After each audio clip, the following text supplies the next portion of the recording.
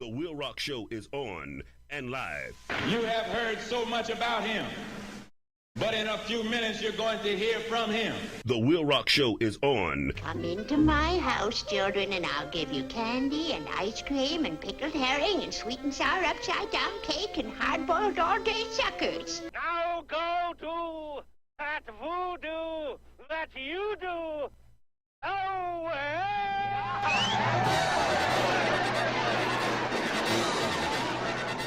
Now it's time for the man you've all been waiting for, The WILROC Show. The WILROC Show is on and live. Today, woo, I've got the style and profile like never before. And I'm saying, woo, right here. On the firing line. Lock. 1 round load. Ready on the right. Ready on the left. Ready on the firing line. Everybody over there. Get on up. Everybody right there. Get into it. Everybody right there. Get involved. Everybody just come on. Come on. Come on. Come on. Come on with your come on. Come on. Come on.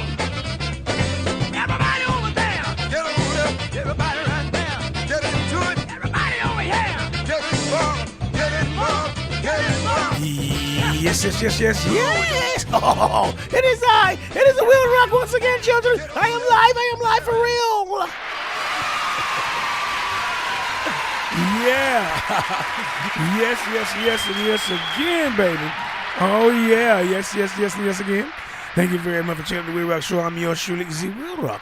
I am here. You are there. We're everywhere. Good night, good morning, good afternoon, wherever you may be on this small planet of ours. Now, what's today? Today's topic is, let's see, somebody got some good. Okay, here it come. Here come the mess up. Okay. Today's topic is land barons. Land barons, huh?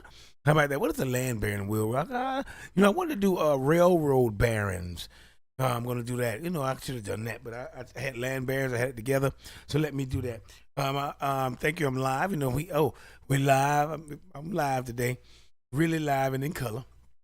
I'm thinking about you know me. I like old Donald Trump, and he won the presidency. We're gonna go over that a little bit in Hollywood. I hope. If not, then I just go over it by myself. I'm good. Yeah, but today's topic is land barons. Yeah, land baron. Hello. Don't forget to check the WILROC Show out on Facebook at facebook.com/WDWLCOX. And we're also on Twitch or Twitch TV / The WILROC Show. Also on Twitter, X, formerly known as Twitter, twitter.com @ _WLRC. And also, I am on Facebook. Yes, I'm on Facebook. Facebook, which is YouTube. No, YouTube.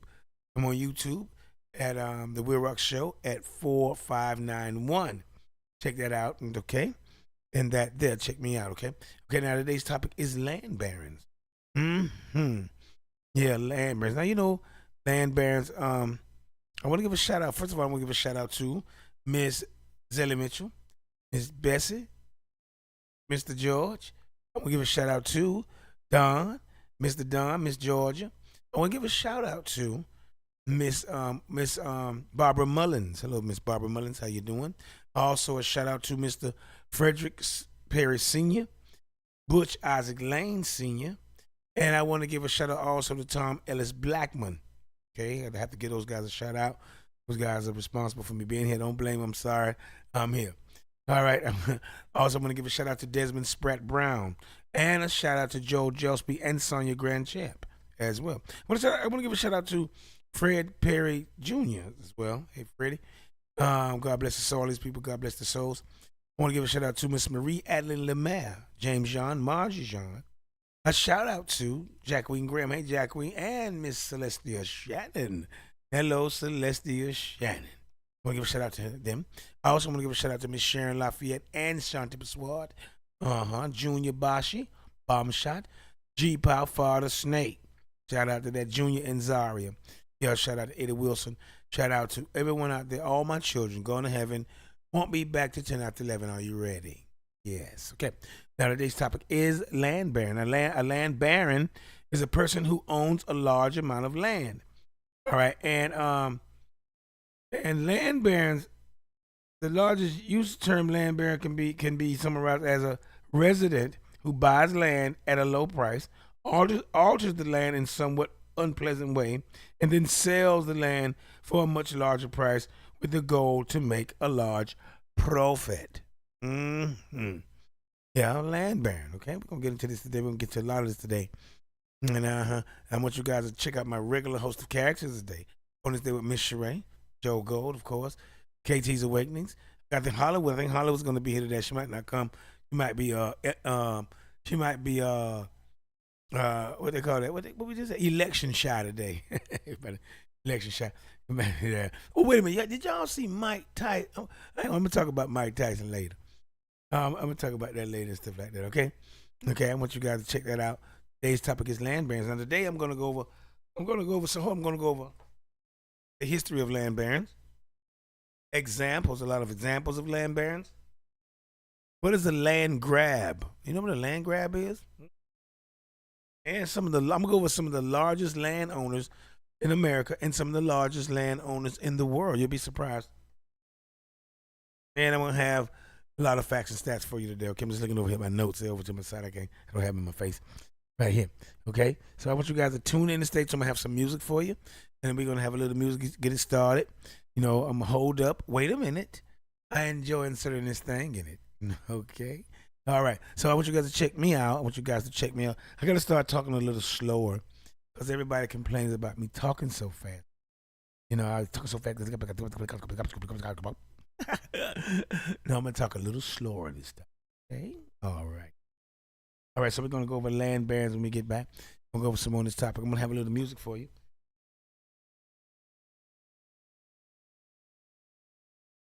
Start off with some Al Green, Sanchez, and the Dynamic Superiors. Okay. We're gonna start that off with you. I want you guys to relax. Go and get your drink. Get ready to go. We're gonna have a good show today, and I want to thank you once again for coming out and checking me out. The WILROC Show. Tell a friend to tell a friend, and all that kind of stuff like that. And okay, there's oh wait a minute. I'm messing up. Hold on. Wait a minute. Always doing it. Okay. I might be late. I got a recording here. So today's topic is landlords. Okay, landlords. And the land, like I said, a landlord or land baron. A land baron is a land baron is a person who owns a large amount of land, and the term land baron can be used in many ways. The largest use of the term land baron can be summarized as a resident who buys land at a low price, alters that land in somewhat of unpleasant way, and then sells the land for a much larger price with the goal to make a large profit. Okay, so I'm gonna be back with some more with that. I'll be back some more on this. I did that over because I had to start my recording, and I just pushed it. I waited the last minute. I almost missed. I had to do a whole show over because I didn't record it last time I was. But anyway, we're gonna have some music for you, and I'll be back directly. Al Green, Sanchez, and the Dynamic Superiors. So talk amongst yourselves.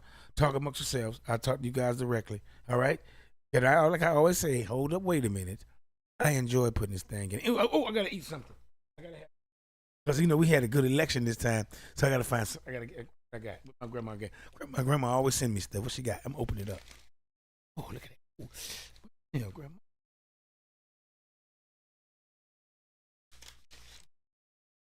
Oh, she got me some caterpillar pudding. Caterpillar pudding. Ah, sweet and tangy caterpillar pudding. Talk amongst yourselves. I'll see you guys directly, okay? All right. Thank you and thank you. Everything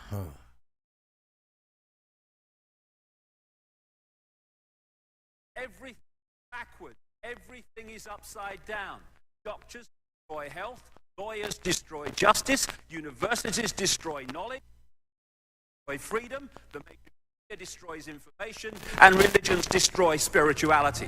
And now, on with the show.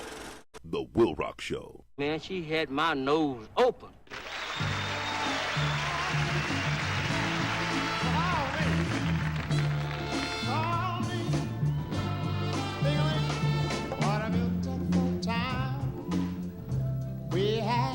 Together. Now it's getting late and we must leave each other. Just remember the times we had and how I tried to be. It's all in a day's work. Call me, losing your love, acting foolishly. Oh no, baby, go on and take your time, 'cause you're only losing me. And, love is a long way from here.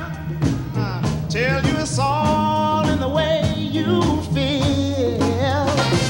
If your love is real, come to me.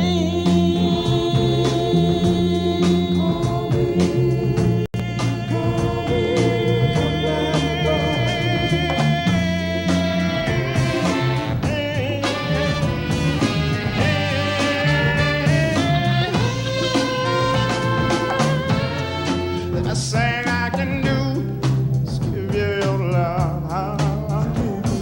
Oh, baby, let you go your way. Feeling God's good as a dog. But if you find you a long way from home, and somebody's doing you wrong, just call me, baby. Come back. Come back home. Hey, you ain't call me. Things ain't going right. It's all in a day's work.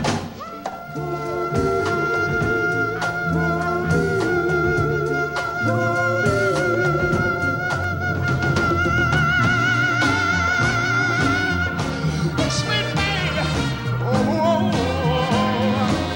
yeah. It's all in a day's work. Won't you come back? It's easy, baby. Yeah. Oh, my, my. Oh, oh, oh.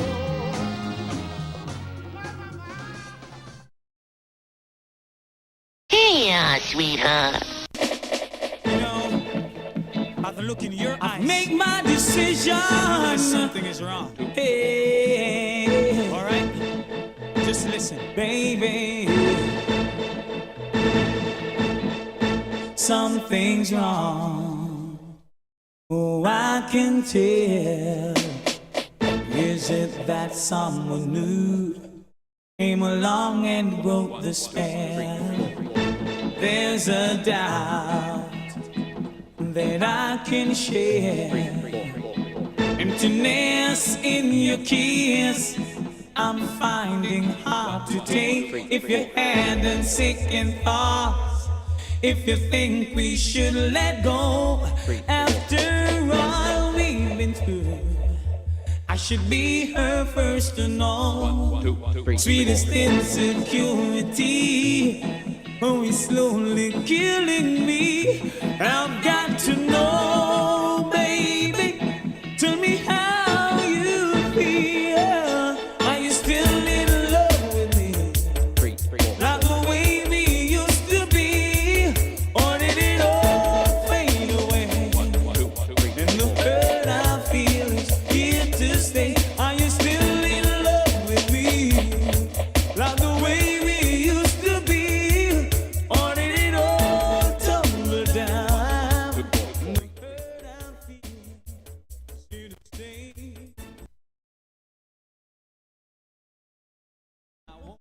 To be true, that I'm slowly losing you. I can only try to bring love back in line, but something in your eyes says I'm running out of time. I will call you on the phone just to hear you say, honey, I love you always. Oh, I miss those days. Now I feel so all alone. Baby, where did we go wrong? We are good for each other, my darling. We are. Sleep well, my love.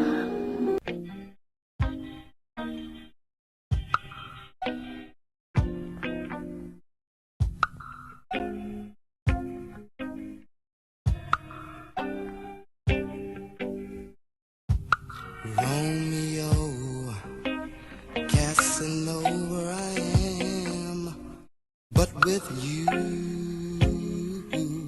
I'm just a little lamb. I can spit out fire when my anger turns to rage. You touch me, and once again I'm a babe. Ooh, it's a mystery to me,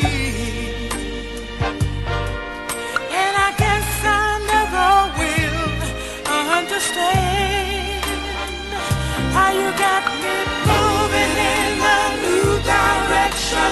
Every day there's a new expression. Oh, you made me.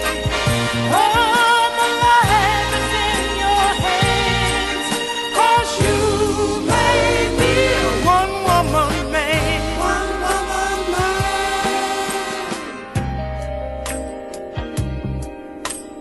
Valentino had nothing on me, but you stripped away my childish fantasies. I can tame a lion by looking him dead in the eye, but with you, I lose the power to try. Ooh, the picture is still not clear, but you certainly put an end to a bright career. How you got me moving in a new direction.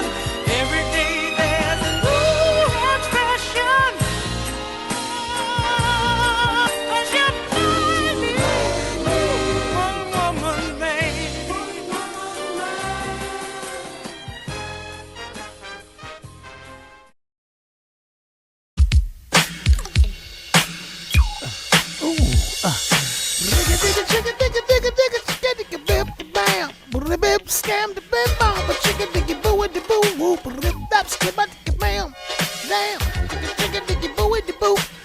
Now, those are called relief scats. I do it every time. That's a tradition here.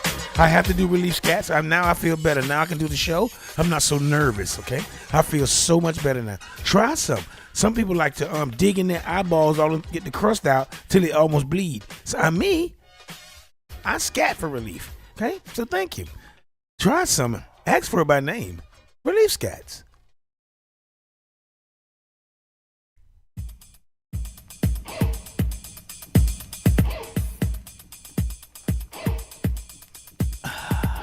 Yes, and yes again. Thank you very much for checking out the WILROC Show. I'm yours truly, the WILROC. I'm here, you're there. We're everywhere. Good night, good morning, good afternoon, wherever you may be on this small planet of ours. Keep losing my mic thing here. Yeah, wherever you may be on this small planet of ours. Today's topic is land barons. Okay, land barons. Land barons had the ability to find and buy land quickly, okay, and easily, then sell for a profit, and for profit and cash, and cash out for the United States dollar, for the U.S. dollar. And early land barons made an easy profit. Okay, it was easy. They took so much land. They took land, especially in America. They came over here and just killed off the Indian and killed off the indigenous people. Took their land And then when the Americans got here and started settling, they took their land and for that railroad, for that railroad coming through. So they were really nasty, like, you know. And so it's a thing called the Linden Lab. And Linden Lab has enacted a few control forces on the market to steal and maintain control so that new residents can still experience land. That Land Lab first combatant was to bring a flurry of new Sims online, new people in line, somewhat flooding the market. However, they were slow to go on the auction block. That was the chosen method of buying land. Now, which inadvertently put a large cork in the flood wall of people buying land. Now, land barons quickly moved to the auction system, outbidding other residents and attempting to resell the land even higher. Okay. Now, what's this called? What's called the Linden Lab. Then came up with Land for the Landless, a program in which new residents could post on a forum thread requesting land for cheap per square mile or variable sizes. Now, soon Land for the Landless became very popular and was moved off the forum and built into the client itself. Now, in February 2007, Linden Lab discounted the first land program, citing the rampant fraud resistance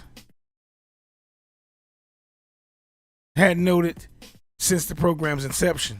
Now, currently, land barons still roam, right, and cause much land issues for some residents, using scripts such as land scanners to look for land, alt accounts to buy land for the landless and resell it, and other tactics to gain a hand in the land profit. I like to get my hands on some land. I like to be a little land baron. Get me some land and cheap and sell it high. Make some money. I need to get into that. I want to be a little land baron. It's crazy, right? Yeah, that's right. Now, however, the Linden Lab also somewhat encourages land barony by often speaking to the press of how one can make a profit through the selling of land. All right? And land barons have become a type of villain. Yeah, they become a type of villain. Okay? But they do also sometimes help balance out the economy in some way. Now, residents have also pointed out that the community itself is to blame in part of the creation of such tactics by buying into the high prices and not taking a global stance or boycott of such things. Now, land barony has also led in large part to the demise of public land and finding any such land priced at small to little bit of from small to big per square feet, per square mile, before land baron claims it is seen to be extremely lucky. Now, land pricing is always a matter strictly between buyer and seller. Additionally, there are no public records of land transactions, so the posted price on any lot is merely an offer to sell and not a record to the sale price. Okay, you don't never see the sale price when you look at land for sale. Don't tell you how much they want. I mean, look at that. That's wild, right? That's right. Okay. Now, in the Bible, a land baron or barony was a piece of land granted by a king or queen to a nobleman or baron in exchange for loyalty. All right. The baron would then have control over the land and the people who lived on it. The term baron has had different meanings in different places and times. What is a feudal system? A feudal system, which is part of the barony, and land baron. A feudal system. A baron was a nobleman who held land or a barony from the king. Now, if the lands passed to another family, the rank and privileges would also pass. What about Old English or Scottish court of exchequer? A baron could also refer to a husband or one of the judges. Okay, what about modern times in barony? A baron is a little is a title of nobility, usually hereditary, that ranks higher than a lord or knight, but lower than a viscount or count. In Britain, a baron is called lord. All right, we're gonna go over these things like what is a feudal baron, what is a barons by tenure, and barons by barons by writ. We're gonna go over those when I come back. What is a types of baron of land baron, feudal barons, barons by tenure, and barons by writ. We're gonna have those. We're gonna go over those topics, and I'm gonna come back with some with that, and I'm gonna come back with some land ownership and some big time landowners, some big time modern day land barons. You're gonna be surprised. I was surprised. So we're gonna have that. It's just a basic topic.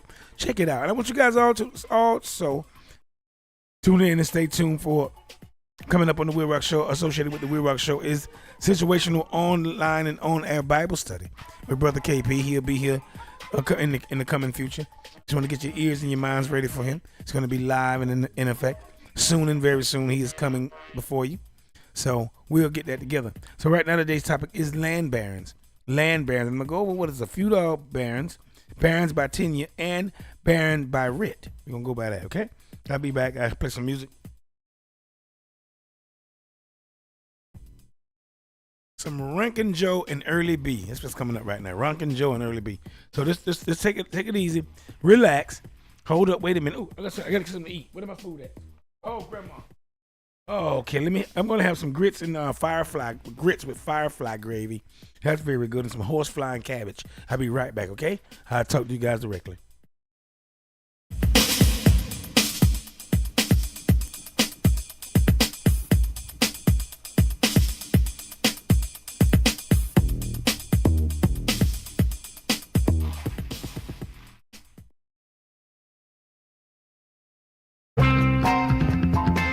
Yes, again. Thank you very much for listening to the WILROC Show. Yours truly, the WILROC. And you know, this week on the WILROC Show, we have a fruit or a vegetable. This week we have a fruit, and it is mango, the king of the fruits.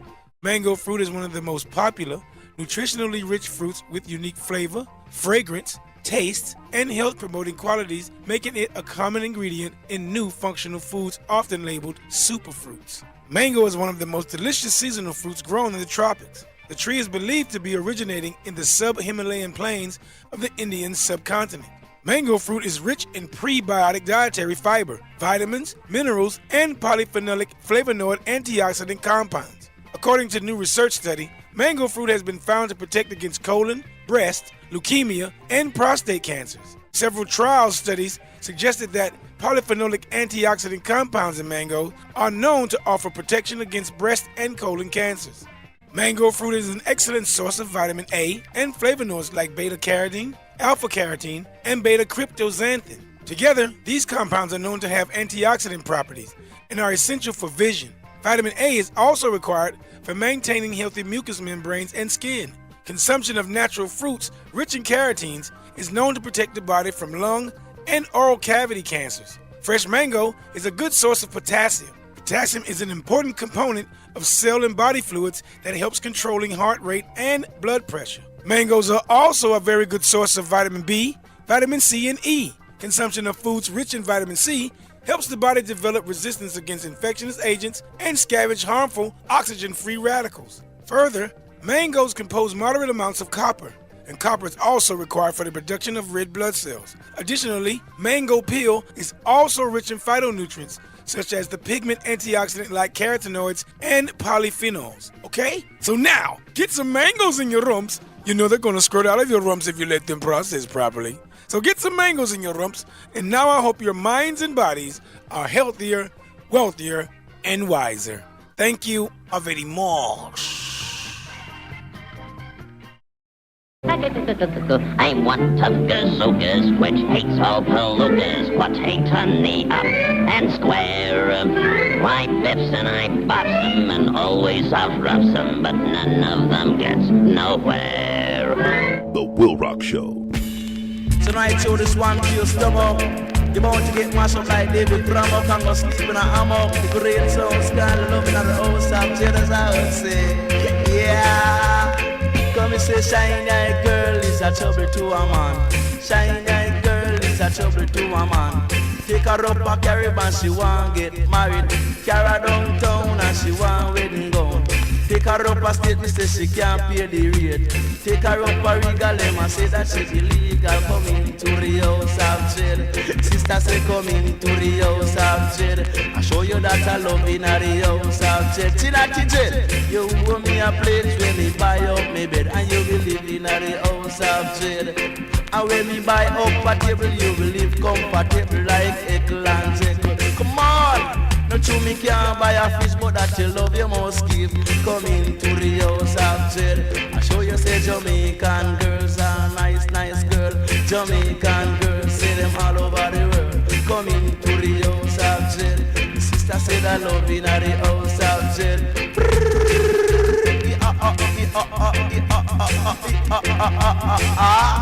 Show them that I love in the house of jail. Tina jail, say love in the house of jail. Me say me wait up to Victoria Pain. Man, the sight of a queen as me look on her face. Me say me fall in her space. Come on, tell you about the Shanghai scene. And when she shake me say me whole heart queen. And let me tell you about the Shanghai shake. And when she shake me say me whole heart queen. Yeah, teach you what she love in her house of jail. Teach you what she love in her house of jail. Come me say faith move mountain, man. Show you say that faith move mountain. But this girl me say she want a fountain. Out and nothing, Shanghai say. The WILROC Show, live and direct. You don't know. Now this is a special invitation to all visitors to Jamaica. This is going to be the mic doctor. Big out ya, Lord. It names Circle Jamaica.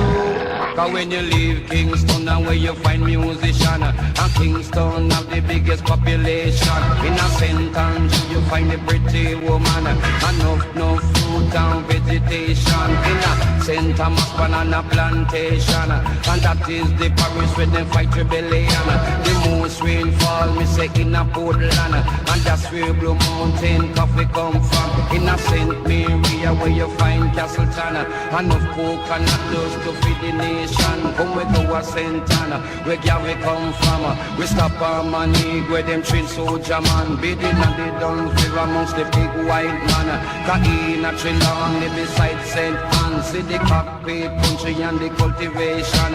Kaina St. we see the second city. And most of the tourist activity. Me say down in a Anuva, me stop a Lucy. I saw me get to know say Jamaica pretty. In a Westmoreland, me say me must LT. And them have the big cattle industry. In a St. Elizabeth, me say me stop a Magati. Within the Black River, make myself iron. Manchester is the pride of our country. You know Mandeville is the cleanest city. If you litter the road, you feel the tour. Come me go walk Clarin and me no fall plenty. But one thing me know it full of gal pick me. I know I St. Catherine, the old time city. Me go walk him and after me go gamble money. Then me go a Elsha and make me body healthy. And come and Kingston and come and check my family. Make we circle Jamaica like American visitor. Well, you me know, me say 1962 we start the celebration. Down to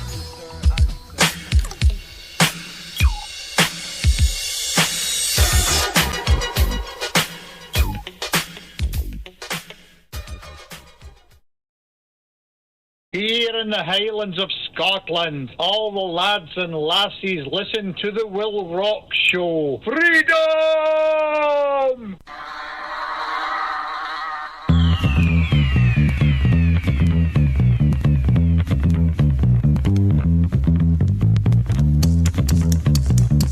The WILROC Show is on and live. There is no more incredible man on this earth. That's right, The WILROC Show. Bringing an eclectic approach, interesting topics, all types of music, special guests, and a lot more. That's The WILROC Show on the Caribbean Rhythm Radio Network. Streaming live at crrfm.com. The WILROC Show is on. Well, jump on out there, nigga. You bet I got something for your ass. I'm a veteran, boy. The WILROC Show. Some are fancy on the outside. Some are fancy on the inside. Everybody's fancy. Everybody's fine. Your body's fancy, so is mine. Boys are boys from the beginning. Girls are girls right from the start. Everybody's fancy, everybody's fine. Your body's fancy, and so is mine.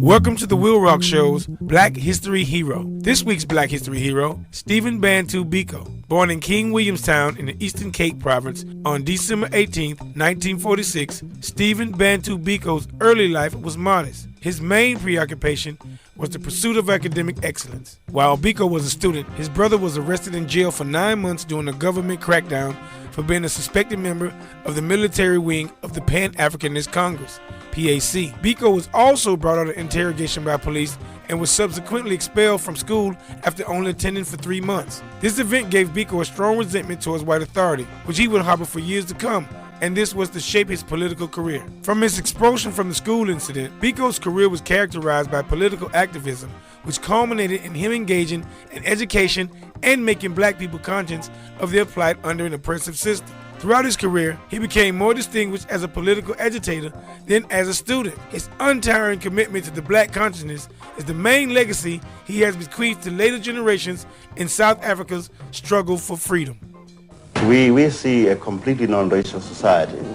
We don't believe, for instance, in the so-called guarantees for minority rights, because guaranteeing minority rights implies the recognition of portions of the community on a race basis. We believe that in our country there shall be no minority, there shall be no majority, there shall just be people. And those people will have the same status before the law, and they will have the same political rights before the law. So in a sense, it will be a completely non-racial egalitarian society. But will the vast number of blacks, after all their experiences, be able to live a life without giving vent to feelings of revenge, Yes, we believe it is the duty of the vanguard political movement which brings about change to educate people's outlooks. I mean, in the same way that blacks have never lived in a socialist economic system, they've got to learn to live in one. In the same way that they've always lived in a racially divided society, they've got to learn to live in a non-racial society. Stephen Bantu Biko, a black consciousness movement leader, South Africa's most influential and radical student leader in the 1970s, and a law student at the time of his death. He became a martyr of the freedom struggle and posed one of the strongest challenges to the apartheid structure in his country of South Africa. Stephen Bantu Biko, the WILROC Show's Black History Hero.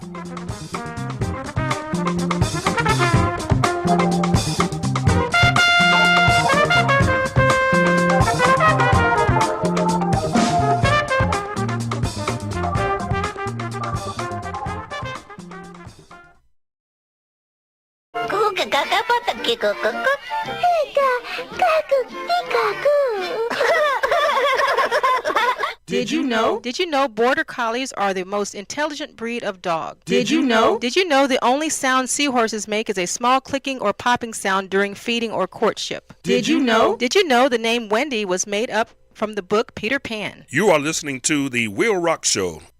The WILROC Show is on. Now you got to deal with me, and you got to face the fact that there's no place you can hide, no place you can run. Yes again. Thank you very much for checking out the WILROC Show. I'm yours truly, the WILROC. Thank you for checking me out. Thank you for paying attention to me just for a few minutes, all right? Don't forget to check me out on YouTube. That's youtube.com/ at the WILROC Show. The WILROC Show 4591. Yes. Also on Twitter, X, formerly known as Twitter. As at underscore WLRC. Also on Twitch. You can check me out there, the WILROC Show on Twitch and on Instagram as well. Okay, today's topic is land barons. Now, I was going to go over some history of land barons can be traced back to the feudal era, and when men held land directly from the king in exchange for military service. Now, feudal barons, I mentioned them earlier. Feudal barons in England, these men were the king's tenants-in-chief and were granted legal jurisdiction over the land. They were expected to attend the king's court, which was the earliest form of parliament and the House of Lords. Now you have barons of tenure. What's a baron of tenure? Barons of tenure, these barons held their land from the king, and if the land passed to a family member, the rank and privileges would also pass. What about barons of writ? What is a baron of writ? Barons of writ. Now, these barons were summoned to Parliament based on their personal qualities rather than their feudal tenure. The 10 Years Abolition Act of 1660 abolished English feudal baronies, but the titles remain. But in modern times, the title of baron is given to a nobleman and is the lowest rank in the British peerage. Land barons can also refer to wealthy landowners in the United States.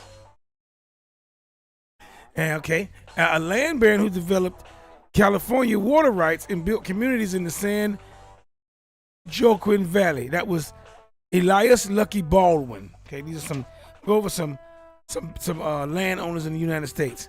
Okay, no, I'm sorry. That was Henry Miller. Sorry, Henry Miller. He was a land baron who developed California water rights and built communities in the San Joaquin Valley. Okay. Now, Elias Lucky Baldwin, he was a land baron in Southern California who converted Rancho La Cienega into a profitable dairy farm and vineyard, the video style. What about James Ben Ali Hagen? Okay, James Ben Ali Hagen, he was a wealthy California businessman who faced off against the land barons in the 1866 Lux versus Hagen lawsuit. Okay, and I'm gonna give you couple of facts about land barons. And we all know a land baron is a wealthy individual or family that owns a large amount of land. Okay, now some examples of American land barons include John Malone. John Malone, he's a telecom baron who owns 2.2 million acres of land, mostly in Maine, New Mexico, Colorado, and Wyoming. All right. Ted Turner, you know Ted Turner, the CNN network, Turner Broadcasting, TBS. Ted Turner, a media mogul and former owner of the Atlanta Braves, who owns 2 million acres of land in 10 states. Okay. Stan Kroenke, and I'm going over some American real estate barons, land barons. Stan Kroenke, a real estate mogul and owner of the Denver Nuggets, Colorado Avalanche, and Los Angeles Rams, who owns 1.4 million acres of land. Boy, that's a lot of land. My Lord. Now, what about the Emerson family? The Emerson family owns roughly 2 million acres of land in California and Washington. The Reed family owns 1.7 million acres of land in California, Oregon, and Washington. Now, the 100 largest private landowners in the United States own 40.2 million acres of land, which is about the size of New England minus Vermont. Okay, all right. And we all know that the word baron is a title of nobility or rank of honor in various European countries. It typically denotes an aristocrat who ranks higher than a knight or lord, but lower than the count of his kind. I went over that earlier too. Now I'm gonna give you some facts and stats about land ownership. Now, land ownership distribution. What about that? Now, land ownership is often unequally distributed, with the top 10% of landowners owning the majority of land and land value. Okay. Now, social hierarchies such as castes, gender, and ethnicity can make this inequality worse. They stole a lot of that land from the indigenous people that was here. You know, that's crazy. You know.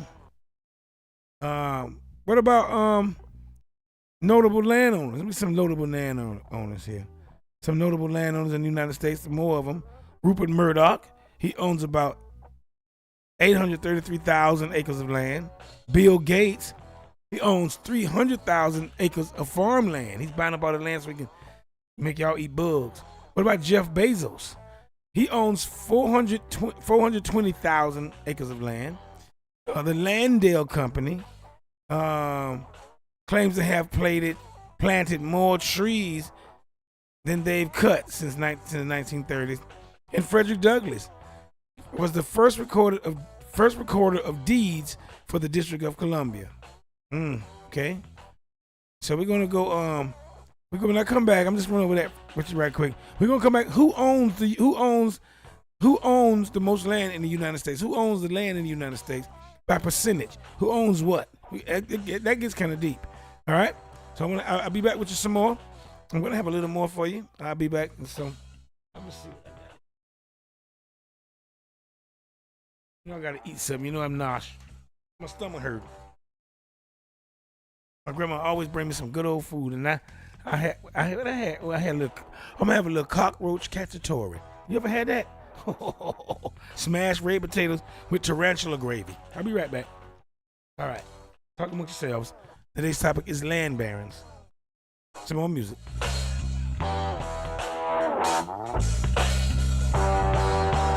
I'm coming back with some Cool Keith, Jerome XO, and Maya Hawthorne. So we're gonna have that, okay? I'll be back.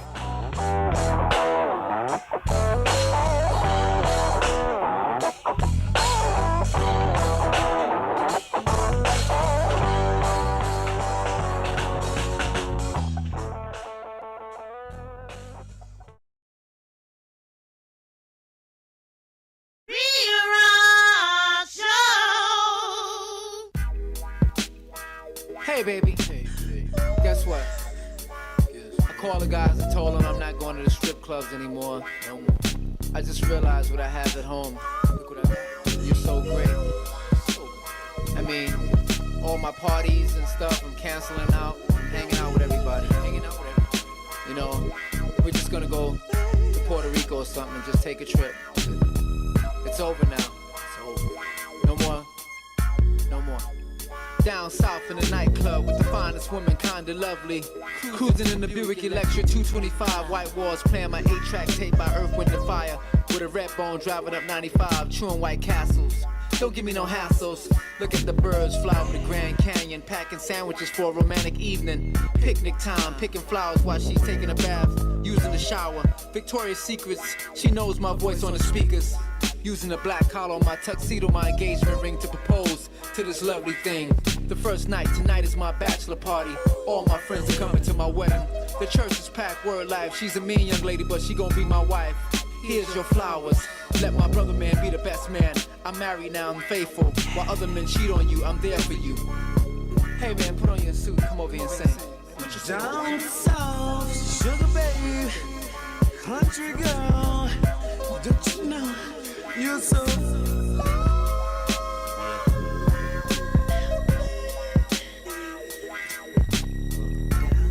Down south, sugar baby, country girl, yes. Down south, country girl, playing your fields, late night barn fields. Hot summer days, lemonade, Boone's Farm keeps us on fade. I puff a little, you smoke a little. I love your sundress, never impressed by my city slicker skits. But you know I get the money quick. Church girl on Sundays, freaky on Mondays and Fridays. I remember at your mom's house, our first kiss, my tongue in your mouth. You taste so sweet. Honey, stop, shh. Beautiful face, pretty hair, body so fit. Naturally, southerly, incredible, edible, heavenly. You got me on the shopping spree. I don't mind, no. You simple and fly, so Southern girl. What's up? Can we do this?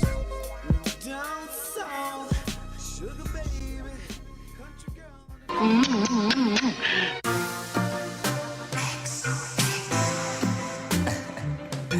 Oh, they have the ladies that know.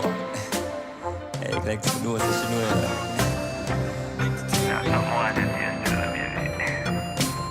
No, I hear me say. Yeah.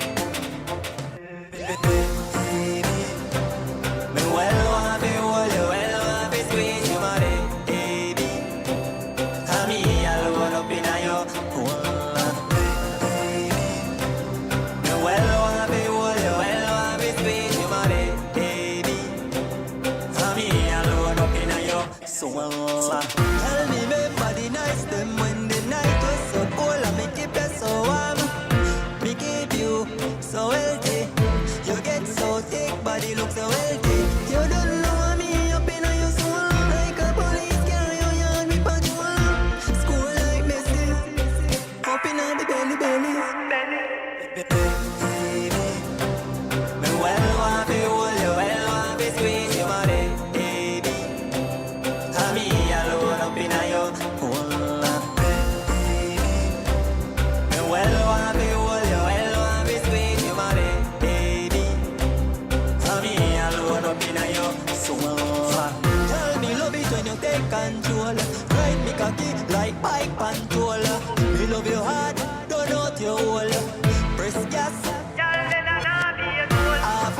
the century.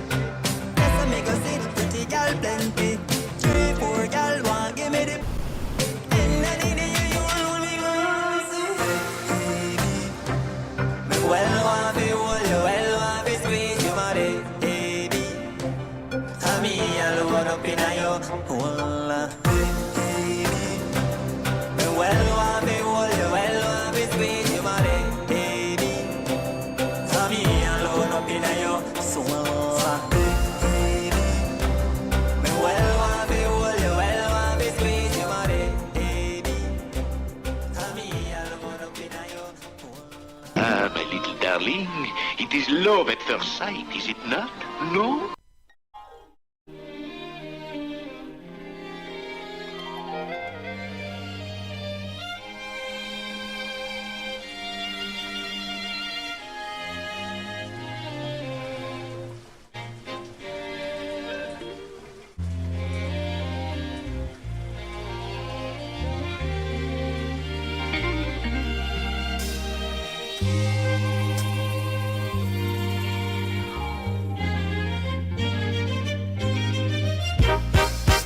When we spoke, you were throwing those words at me. I didn't even understand what I did wrong. I got on a plane to Miami, and when I got back, well, you were gone. And now all I have is an empty flask, 'cause I'm still attached, and I've got to find a way.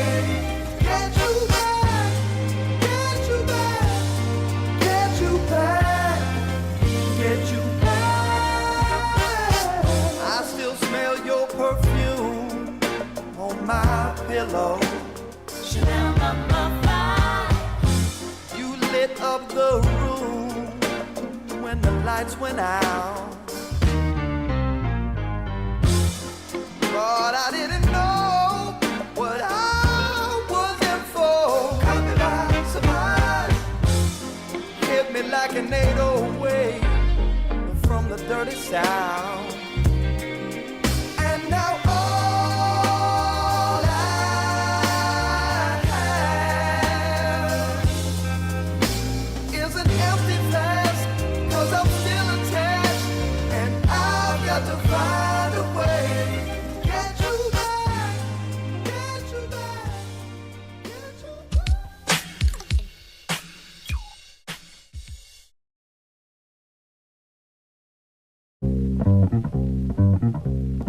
What it do, y'all? This your girl, MC Honey, asking everyone to listen to The WILROC Show every Sunday. That's right, The WILROC Show.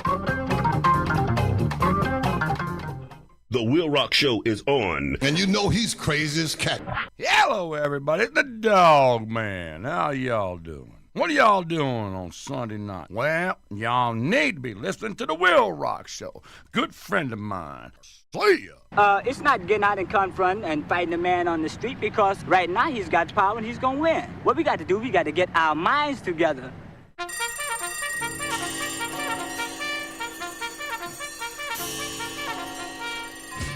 Today's word.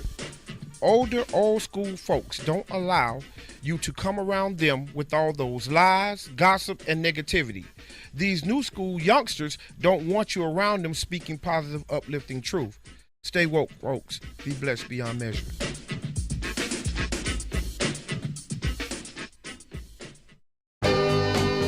The WILROC Show is on.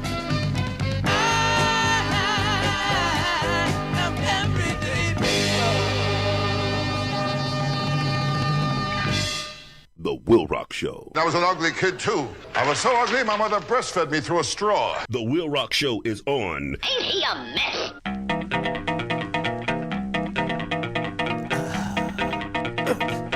Yep. Come on now. Come on, come on. Come on. I need some help. Good God. Yep. Get it, y'all. Yes, and yes again. Thank you very much for checking out the WILROC Show. I'm yours truly, the WILROC, baby. I'm here, you're there. We're everywhere. Thank you very much for checking me out. Today's topic is land barons. Land barons. Yeah. Now, who owns the United States? Now, I'm going to go over some of the estimated percentage of United States land owned by various entities. Check this out. Now, let's see. Private landowners, they own 59.9%. County and local governments, 0.3%. Tribal authorities, 2.5% of the land. State governments, 8.6%. Federal government, 28.7%. Now, the federal government is by far the nation's largest landowner, holding 640 million acres of purple mountains, fruited plains, and amber waves of grain in the name of the American public. But over the past decade or so, the nation's wealthiest private landowners have been laying claim to even larger tracts of countryside. According to data compiled by the Land Report, a magazine about land ownership in America. Now, in 2007, according to the Land Report, the nation's 100 largest private landowners owned a combined 27 million acres of land, equivalent to the area of Maine and New Hampshire combined. A decade later, the 100 largest landowners have holdings of 40.2 million acres, and that's an increase of nearly 50%. And their holdings are equivalent in area to the entirety of New England minus Vermont.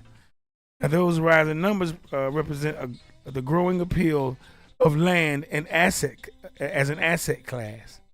That says Eric O'Keefe. He said that he's the editor of the Land Report, and he said that in the interview. Let me see. What is a land grab here? Land grab. Okay, land grab. No, it's land grab. The total acreage owned by the top 100 private landowners, 2007 to 2017, expressed in terms of similarly sized states. Like I said earlier, some of it was it went from the top 100 owned 27.7 million acres, similar to the 28.6 million acres in Maine and New Hampshire. And some of the top 100 owned 40.2 billion acres, which was equivalent to the size of Maine, New Hampshire, Massachusetts, Rhode Island, and Connecticut. Now, the stock market has been on a tear in the recent years, they say. That was back, this information is back when things was a little better. But the stock market was on a tear at the time, and some wealthy individuals had been looking to cash out and park their assets in a safe place. Now, that's where land comes in. Now, paper fortunes appear and vanish in the span of days on Wall Street, but land isn't going anywhere. Land's not going anywhere. Paper gonna burn, paper can go up, paper can go down, but land does not go anywhere, baby. Okay? Investors are particularly interested in productive land. Okay? Property that can be used to raise cattle, mine minerals, produce timber, or grow crops. Now, that's because when the Dow Jones Industrial Average lost over half of its value between 2007 and 2009, over that same period, productive land correction was less than 5%. Okay, that was according to O'Keefe. He's the editor of the land book. I forgot it. Now, livestocks, like stocks, income and wealth in general, land ownership is concentrated among the upper class. According to the recent working paper by the New York University economist Edward Wolf, in 2016, the wealthiest 1% of households owned 40% of the nation's non-home real estate, while the next 9% of households owned another 42%. That left the remaining 90% of households owning just 18% of the country's non-home real estate. God almighty, no. Okay? Now, a 2015 paper by the Department of Commerce Bureau of Economic Analysis estimated that the total value of land in the lower 48 states were roughly $23 trillion in 2009. Boy, it's gone up now. With 1.8 trillion of that value owned by the federal government. And I went over some land barons, some American land barons earlier. I'm gonna go over who they are and what they represent.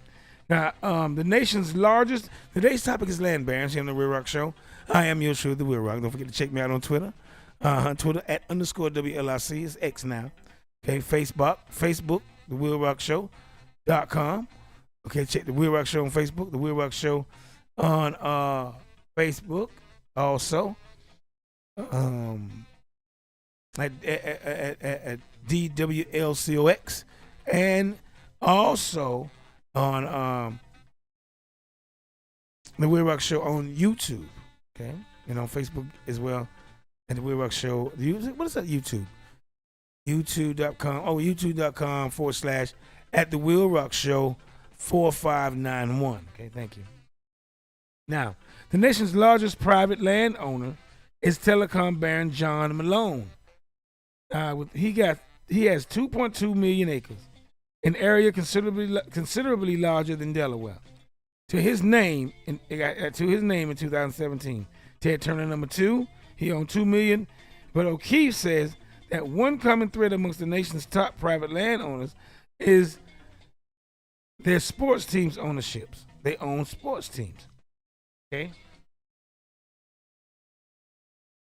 But Malone and Ted Turner have both owned the Atlanta Braves, while the number 4 landowner Stan Kroenke, with 1.3 million acres, currently owns the Denver Nuggets and the Colorado Avalanche and the Los Angeles Rams. Boy, that man got some money. You hear me? Goodness Lord, he probably riding that. Ooh. Now, back in 2008, you needed about 76,000 acres to appear in the land reports list of the nation's top 100 landowners. Today, the cutoff to make the list is approximately double that figure, some 145,000 acres. The median holdings of the top 100 landowners rose from 160,000 acres to 250,000 acres over that time period. Now, part of that increase, O'Keefe says, reflects improvements in data collection and availability. His staff scours property records, tax rolls, corporate filings, and real estate listings, among other sources, to produce the annual list of who got all the land, who's doing what, who's getting down, who's pulling their panties down. Okay? Yeah. For real. Now, many wealthy individuals shield their purchases by way of trust. Shell companies and other corporate structures make it ownership difficult to ascertain in some cases. Now, most people have no idea that there's this market in these huge pieces of America. And properties currently on the market include the Agua Fria Ranch in Texas, where $15.2 million will get you $15.2 million will get you 23,482 acres of land, including almost the entire Agua Fria mountain range. Golly, let me have that mountain range. I need some mountain range, so I can go out there and be mountain ranging. All right, I do. I really do. I ain't lying. That's about the same amount of money it would cost to buy a single condo in Brooklyn. $15.2 million. You can get 23,000 acres, roughly 23,500 acres. Golly, give me that. Now, other enormous chunks of land currently for sale include 24 mountain peaks outside Salt Lake City for $39 million. Okay? A 7,000 acre Georgia estate on the market for the first time in history. A T. Boone Pickens, and that's the last one up for market. T. Boone Pickens. He owns the Mesa Vista Ranch in Texas, where $250 million will net you 64,000 acres of the Texas Panhandle. My Lord, let me get me some of that. Now, for most Americans, land isn't a financial necessity. the way income or even wealth is. So we give a little thought. They give a little thought to the massive tracts of countryside trading hands every year. Now, 80% of us live in the 3% of the United States. That's it. Large swaths of privately owned land are beyond comprehension because they're simply beyond the horizon. I need some of that money, man. Whew. Ah, man. Now, the United States is the third largest country in the world by land area. Now, with a total of 3,796,742 square acres. As such, it should come to as no surprise that there are some massive landowners within its borders. People own it. They've taken it. Let me be one. I want one. I want to be a massive landowner. But who owns the most land in the United States? This resource delves in the largest landowners in the United States, examining the expanse of their holdings. I'm gonna let you know who it is. The largest landowners in the United States as of 2024. Oh, I got a lot of them. Oh, I got a whole bunch. I went over some, but I'm gonna go over them again. It was more than I. Oh wow. We're going over that. Okay. The largest landowners in the United States. The largest ones. There's a lot. We're gonna go from top to bottom. I'm gonna play some more music, and we're gonna try to have Hollywood. I called her, but she didn't answer. She probably said, "I ain't talking to WILROC. Oh, Donald Trump won. He gonna beat me up. He gonna talk and mess to me." I know Hollywood probably pissed. You don't want to talk. Hollywood, you hear me? You heard something me calling you Hollywood? Call me, girl. What's wrong with you? You scared to talk to the old Rockenstein? The Will Rockenstone? I'm gloating. I am happy, and I know it. Clap your hands. All right. But anyway, I'll be right back with some more of this topic, which is land barons. Land barons. Oh, and something to eat. What I'm going to have? I'm going to have some palmetto bug and pasta. Oh, good. Oh, man. Whew. I'm going to have some antlion croquet, too. All right, I'll be right back. Talk amongst yourselves. Land Barons, the WILROC Show. I'm your shoe, the WILROC, baby. Thank you for tuning in. Oh, stay tuned. I'm gonna play some Airplay and some Rolling Stones. Good God.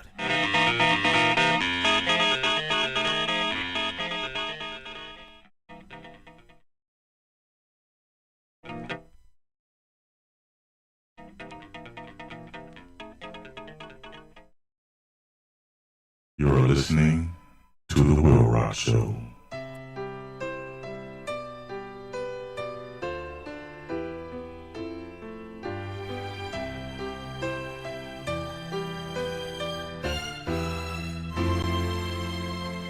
Here I am,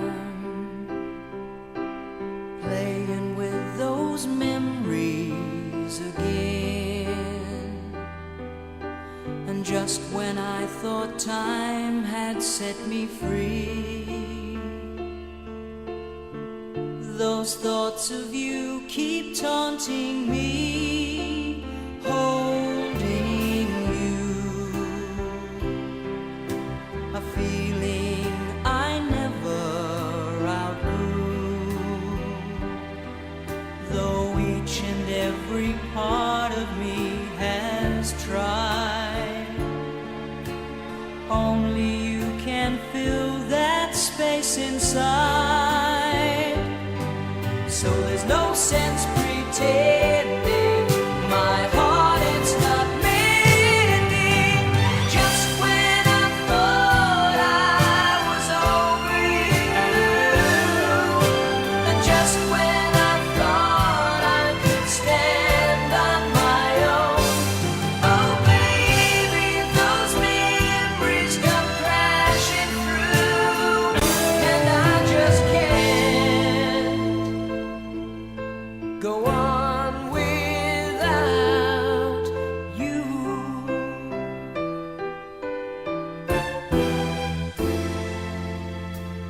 On my own,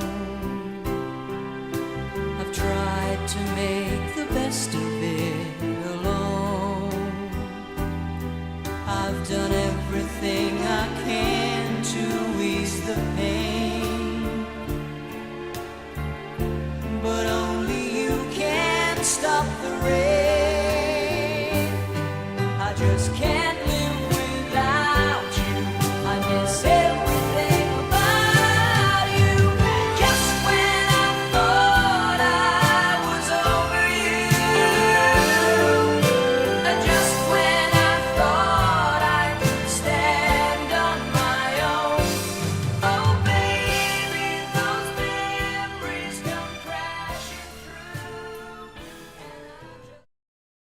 here, you are there, we are everywhere.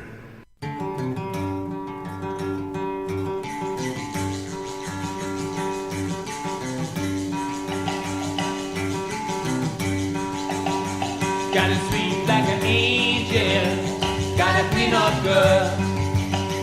Got it sweet like an angel, up on my wall. Well, she ain't no singer, she ain't no star, but she sure does good, and she moves so fast. But the gal in danger, yeah, the gal in chains. But you keep on pushing, what you take on faith. She counting up your minute, counting up your day. She's a sweet black angel, oh, not a sweet black slave.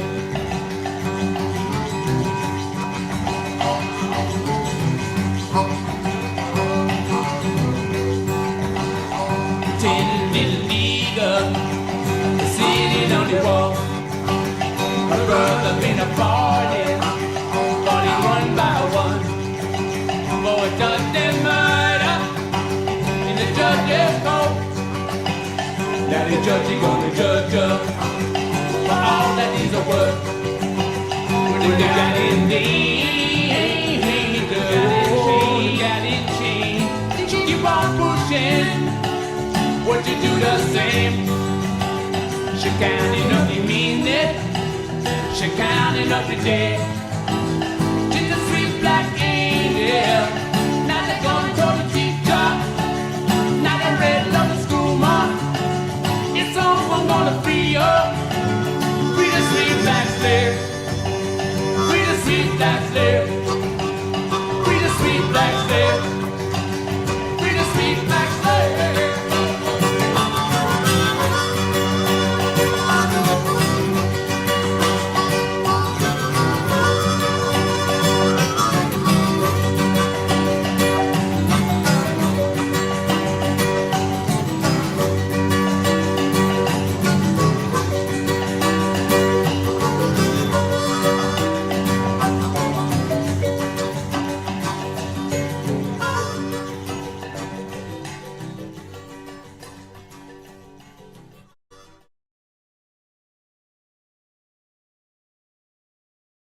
The WILROC Show. I only debate with my equals. All others I teach. What is freedom of speech? It's the freedom to speak. So I read a politician today saying, I agree with freedom of speech, but there are limits. Well, there's no freedom of speech then. Freedom of speech is the freedom to speak. If anyone's not allowed to speak, then it's not freedom of speech, it's freedom to conform to certain parameters of what are acceptable. And then what that's doing is giving power to some authority to decide what is acceptable and what is not acceptable. And as we see, and we're seeing it massively now, once you give that power to an authority, it then starts interpreting what can and cannot be said in a way that squeezes and squeezes and squeezes more and more of what cannot be said. The WILROC Show. Nothing in this world works the way you think it does. Nothing. The police aren't who you think they are. The sheriff is not who you think he is. Banks do not do what you think they do. Governments don't operate anywhere near the way you think they do. And that's why today, when you look at what's going on in the world today, none of it makes any sense. It's all crazy. It makes no sense at all. Seems very destructive, but actually, in point of fact, you don't know how the system works. It's working perfectly fine. The rich get richer and the poor get poorer, and the people, the masses, are entertained with television and alcohol and drugs, and the wealthy continue to get wealthy, and so it's working perfectly fine.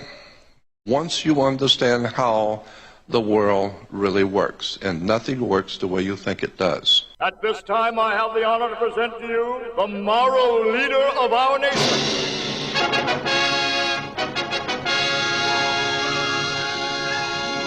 Here to tell you something that's informative, that can help you can motivate you and can elevate you even in the walks of your life. Sing it, y'all. The WILROC. I ain't hang. The WILROC. Sing it, y'all. The WILROC. Sing it, children. The WILROC. Oh, wow. The WILROC. Sing it, y'all. The WILROC. I ain't hang. The WILROC. Well. The WILROC. Sing it, y'all. The WILROC. Oh, sing it. The WILROC. The Will Rock Show. Yes. Oh, yeah. Okay. All right. Settle down. Let me see what I got going on. Yes, again. Thank you very much for checking out the WILROC Show. I'm your truly the WILROC. Now, this right here, I take a little time off from the topic. This is what I call my stress hour, or it's the Hollywood hour, really. Hollywood Swinger's not here today. I tried to call her. I should have called her earlier, but I called her. She didn't answer. Hollywood, I'm talking about you, Hollywood. I hope you're listening. I'm talking about you, Hollywood. You know, Hollywood and I, we differ on the political scale. We here on the stress hour or the Hollywood hour. Hollywood and I, most of the time, we go over political issues, social issues, all kind of issues that's concerning, that's involving here in the streets, out in the world, what's going on in the local, national, and international scene out there in the world. Now, I got a few things I want to talk about. I know, okay, of course, I'm a Donald Trump man. I'm a MAGA man and all that kind of stuff. Okay, no problem. I have no problem. If you have a problem with that, then that's your business. But, I go with Donald Trump. I voted for him. I wanted him to win. He won. And a lot of people are having problems, but why did he win? Why are all these people taking away women's rights and jack them younger jikes? And everybody's like falling apart, like everybody's on their dime, wishing death upon people, saying they want to kill somebody, make it terrible for people who like Donald Trump and people who like this regime that's going on. But I don't hardly hear people on the other side saying, tear them up. Now, it seems to me that the ones that are very inclusive, that want everybody to do stuff and be nice to everybody, are not very nice at all. They're very wicked, very mean people. Okay, it's like they're possessed by a demon or something. That's my assessment. That's the way I look at it. I'm being biased here, and I'm not. I don't have a counterbalance. Anyone with a counterbalance here, because Hollywood would counterbalance me. She's not here today. But now, you wonder why did they lose? And my assessment of why they lost is because they were too busy trying to entertain us into voting for them. They were too busy trying to entertain the black vote, mostly. I'm a black guy, but they were trying to entertain the black vote, which is crucial in this country. They were trying to entertain them into voting, instead of addressing the issues that they mostly caused: immigration, inflation, everything, grocery bills, everything up in housing prices, grocery prices, insurance prices, everything prices. Everything was going up, and people don't want to talk. And then a lot of these people were trying to push that transgender, a gay agenda on the children down our throats, like they did already, like Barack Obama did, stuffed it down our throats, and stuff like that. But they was trying to take it a step further, and a lot of these people don't want their kids mutilated. They didn't want their kids being influenced by that entity in their schools at such a young age. Parents don't want that. Let the kids, when they get up and 18 and grown, you can be as punkish and bulldaggerish and all kind of stuff if you want. If you want to. That's up to you. But don't put that on my kids. Don't influence my daughter in junior high school, my sons in elementary school. You know what I'm saying? Don't influence them. All right, with that mess, and then they got it to where you go. If I feel like I'm a garish, a boy in school told me, I feel like I'm a garish, I'm a boy. I feel like I'm a garish. Or a girl said, I feel like I'm a boy, I'm a garish. And they saying, we'll let you be a boy, and a boy will let you be a girl in school. Girl will let you be a boy in school, but you can't tell your mother. You can't tell your parents. So they were taking our children out of our hands. People don't want that. People want to have money in their pockets. They want to sustain. They want to have a way to take care of their families. They don't want to be. They want small government. They don't want to be dependent on the government for everything. They don't want that agenda in their lives either. Okay, And another thing, abortion. And these people are talking about women's reproductive rights. There's nothing reproductive about abortion. Okay? That's death. They were on, to me, the Democrats were on a death campaign. Homosexuality, transgenderism, same thing. Abortion. That's not life. When the other people were on better living, lower prices, protection for your kids, protection for our country, because our country's in a lot of wars right now. We're in a lot of proxy wars. Okay? Ukraine, and we're all in the Middle East, and we're doing all these things. Israel and all these things, in Haiti. We're doing all these things. We're doing more right now. The regime is into more death stuff. Then you had a candidate. I have nothing against a woman trying to run, but they did what the fascists do.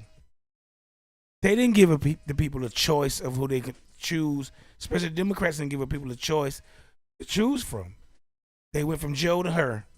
They didn't give you, when they had John F. Kennedy on the line for the Democrats in line to battle. They blocked him from they got to try to get him off the ballot sheet. They tried to run him off. And then when he went to the other side, they try to keep him on so they can take the votes. They're just playing what they're doing. They're playing in your face. Okay? They don't have a strategy. You have a candidate. You had a candidate that came out that was handed the position. She didn't earn it. She didn't go through a primary. Nobody got a choice to choose from between her, RFK Jr., me, my grandmama. They didn't have no choices. Okay, they lied all the way up to the end. Joe Biden, he all right. He's so nice. He is the freshest. Then, soon as he went out there, they put him out there, made him look stupid. Made himself look stupid. Then he ain't nothing, but he been going down. The man been going down since he was there. The man didn't even campaign last time. He just stayed in the basement and won. They cheated. He got 81 million votes. Where all them 81 million people at? Well, they cheated that one. They robbed that one. And they gave American people a chance to see what's going on. Now we had 4 years of Trump. We saw how it goes, how it went with him. We had 4 years of Biden and Kamala. We saw how that went. Compare the two. One was prosperous. One was a little more prosperous as far as the people on the ground, not in the minds and the TV and the social media, and I mean in the mainstream media. They were telling you what to do. That doesn't work no more. That didn't work this time. People were feeling it. Gas ain't just high for black people. Gas ain't just high for white people. Gas is high for all Americans. Grocery went up for all Americans. When the tide went down, all the boats sank. Not one. Some, the rich people up on the top on the news and everywhere making all this big money, they can tell you easy. Oh, everything all right. Yeah, for you. You making $20 million a year. Some of these people ain't making that. Some people is making $60,000 a year. And you making $20 million a year. $20 million. Come on, bruh. You guys lost the demons, the Democrats, they lost touch with the people. They never mentioned the people. They only mentioned death. They never addressed the people. The other guy, he addressed the people. And the people landslided. They beat him up. And then they're gonna say, well, all those people that voted for him, that was he won the popular vote and he won the electoral college. All them people crazy. Those people aren't crazy. You people are crazy for thinking that. They were tired of this stuff that's going on.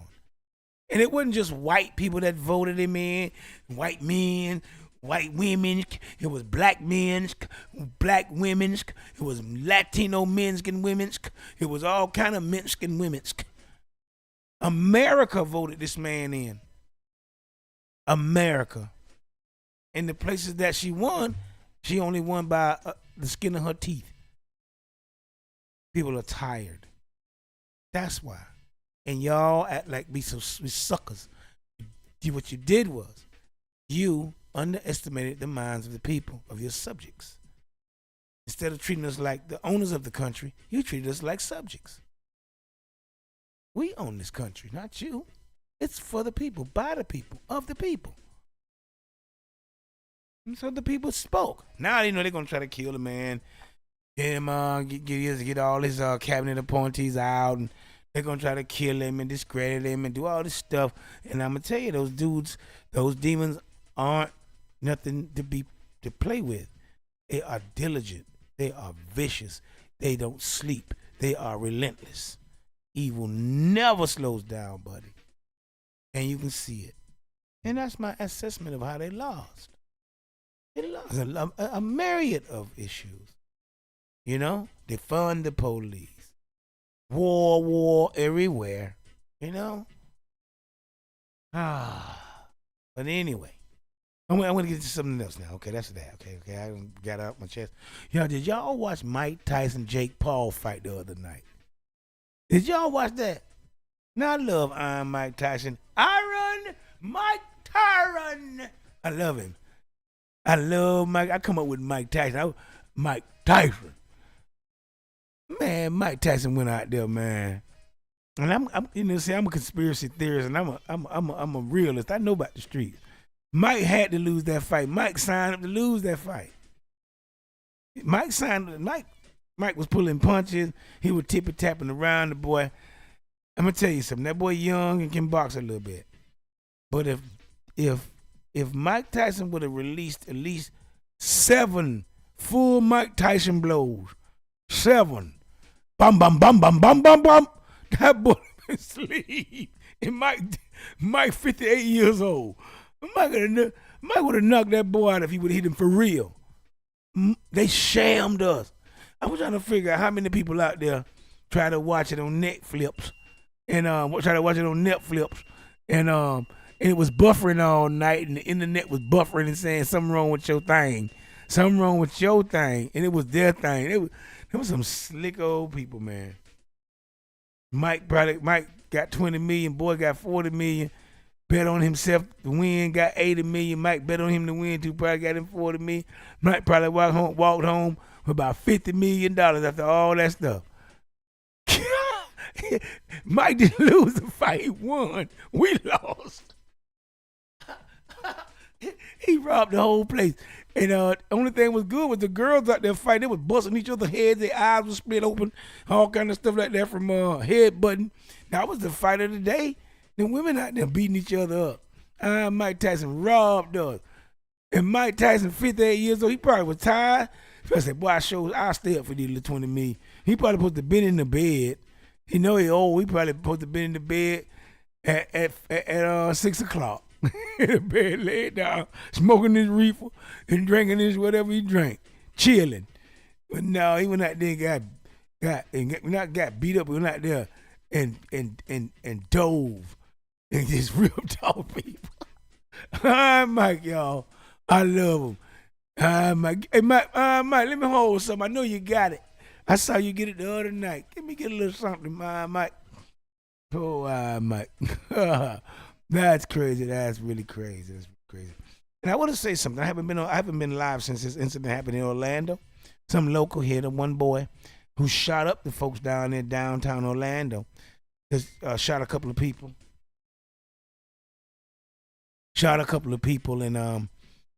And just out of nowhere, just randomly, just pop, pop, pop, pop. Okay, what's wrong with you, boy? I was depressed that night. So you're gonna kill 2 people, injure 8 people because you was depressed. Let me tell you something right now, ladies and gentlemen. We need fathers. Internet is something else, but we do need men in the life because the boy brother tried to help him. The boy brother is a Christian guy. You know, he's in the ministries. He down with the Lord them. And he was saying he was there, and that if he would have saw his brother, he could have held him down a little bit. Could have probably just his presence would have probably just stopped all that. But he missed him by 30 minutes, luckily. And the boy just went to shooting. He depressed. Let me tell you something. These boys are acting, God, mama, forgive me, mama. But these boys are acting like pure bitches. Okay? Hope I said that right. Yes, they are.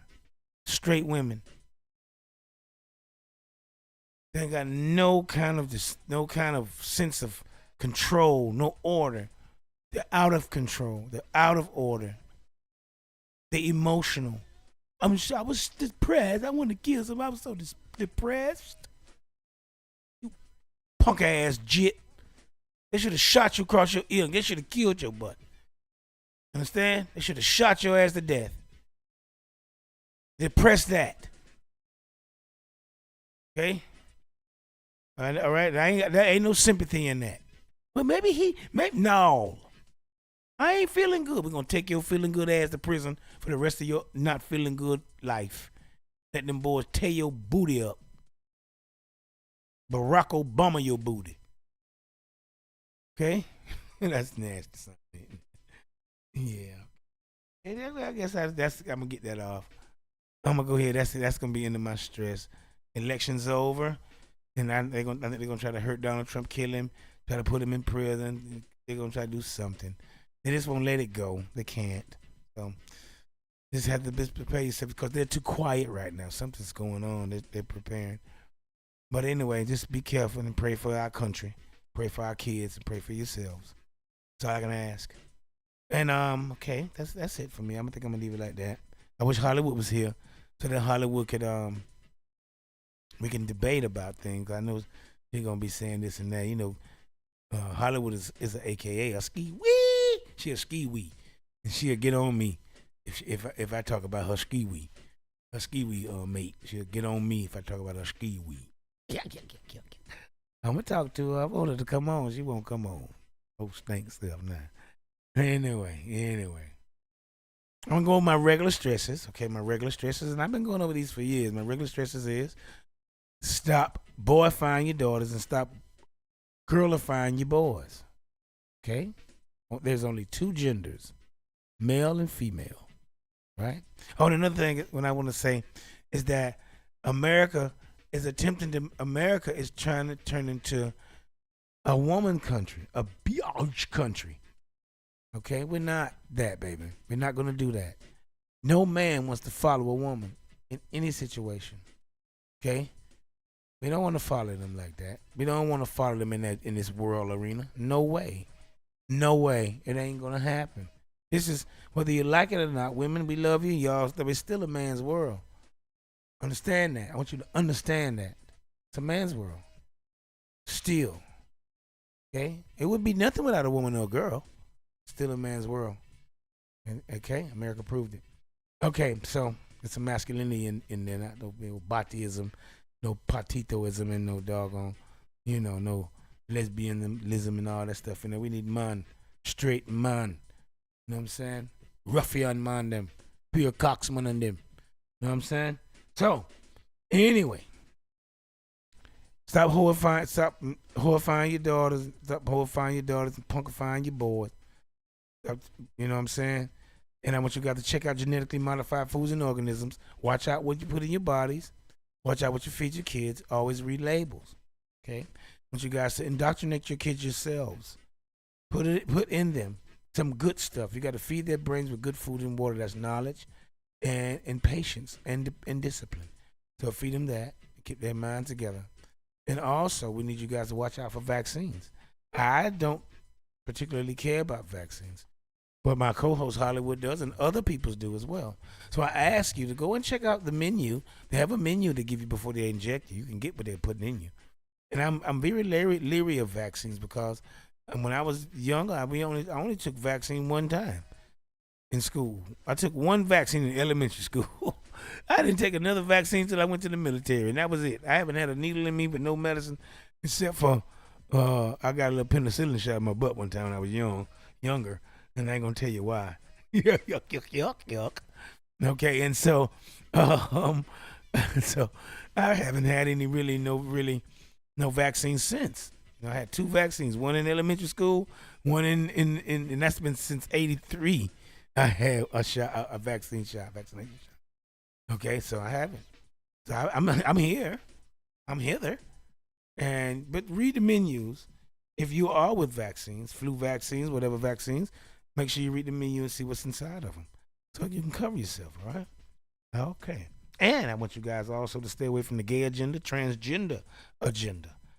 Okay, stay away from that. That is not good for no one.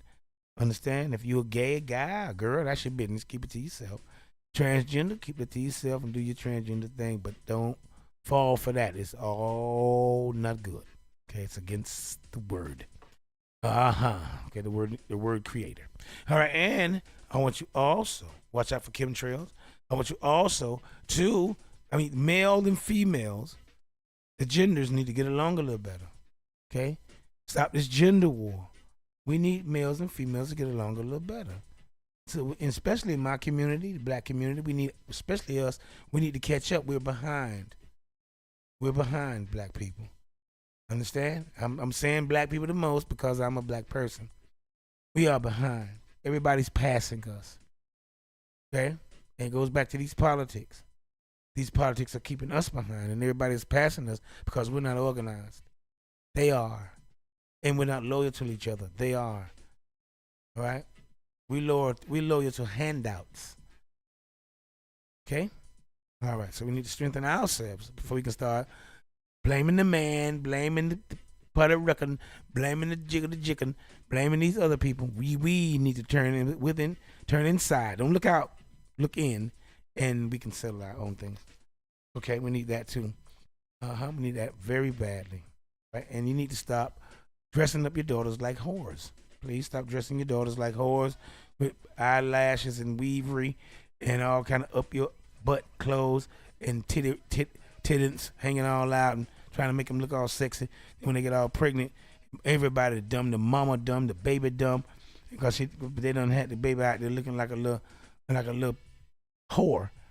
And so, be careful about that. Please keep your little girls as long as they can, and then let them ease into that whoredom. But anyway,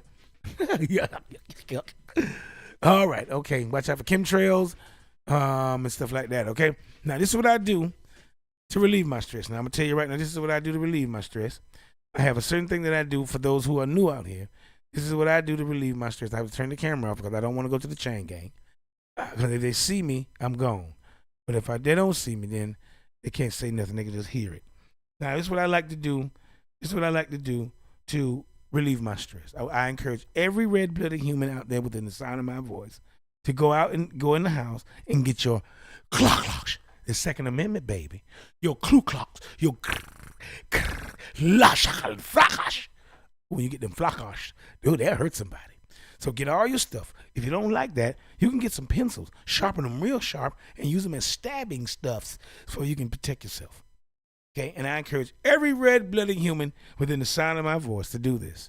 Go back in your yard, and I love to, and I quote, rip off some shots!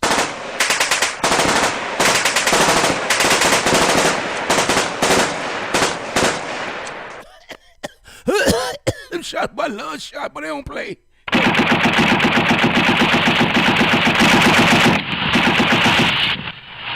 The WILROC Show is on. I put my finger in the ground and turn the whole world around. Oh yeah. Oh yeah. Motivated. Motivated. Dedicated. Dedicated. Parlate tra di voi.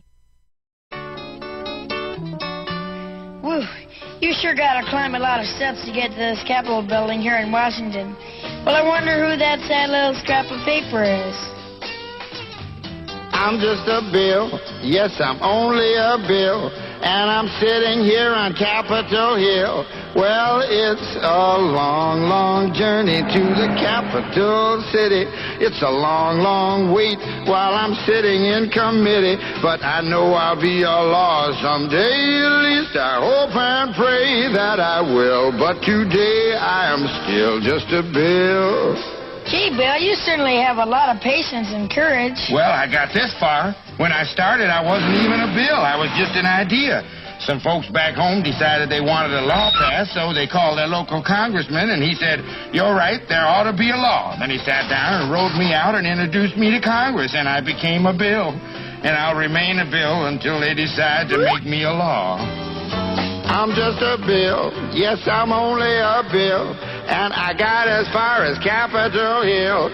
Well, now I'm stuck in committee, and I'll sit here and wait while a few key congressmen discuss and debate whether they should let me be a law. I hope and pray that they will, but today I am still just a bill.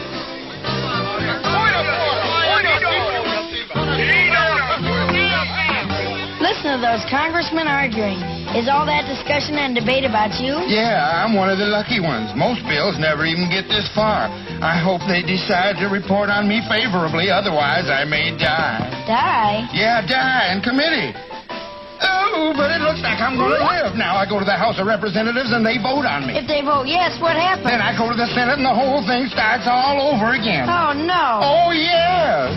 I'm just a bill. Yes, I'm only a bill. And if they vote for me on Capitol Hill, well, then I'm off to the White House where I'll wait in a line with a lot of other bills for the president to sign. And if he signs me, then I'll be a law. How I hope and pray that he will. But today I am still just a bill. You mean even if the whole Congress says you should be a law, the president can still say no? Yes, that's called a veto. If the president vetoes me, I have to go back to Congress and they vote on me again, and by that time you're so By old. that time, it's very unlikely that you'll become a law. It's not easy to become a law, is it? No, but how I hope and pray that I will. But today I am still just a bill. He signed your bill. Now you're a law. Oh, yeah. On this day with Miss Sheree. On this day with Miss Sheree.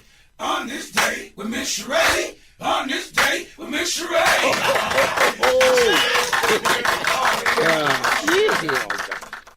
Are you there, Miss Sheree? Yes, I am. Can you hear me clearly, Miss Sheree? Yes, I can. Now, tell us what you have for us on this day, Miss Sheree. Today is November the 17th. In 1869, the Suez Canal opened. This was in Egypt. Okay, go ahead, Miss Sheree. And in 1940, the Green Bay Packers became the first NFL team to travel by plane. The Green Bay Packers. Go ahead, Miss Sheree. My thought to remember is gratitude is the best attitude. All right. Thank you for that, Miss Sheree. You're welcome. Now, would you like to have give some shoutings of outings, Miss Sheree? A shout out to everyone. I know Thanksgiving is around the corner. Just be safe and don't eat too much. All right. Okay, thank you. Okay, you're welcome. Bye-bye. Bye. On this day with Miss Sheree.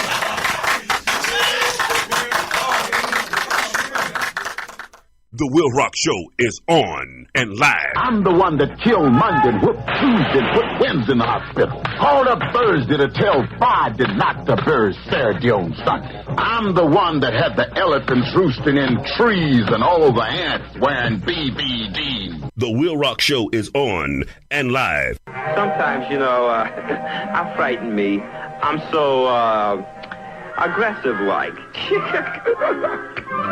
The Will Rock Show. All the about the sanctity of life. I mean, even if there were such a thing, I don't think it's something you can blame on God. No, you know where the sanctity of life came from? We made it up. You know why? Because we're alive. Self-interest. Living people have a strong interest in promoting the idea that somehow life is sacred. You don't see Abbott and Costello running around talking about this, do you? We're not hearing a whole lot from Mussolini on the subject. What's the latest from JFK? Not a goddamn thing. Because JFK, Mussolini, and Abbott and Costello are dead. The Will Rock Show is on. The Will Rock Show is on and live.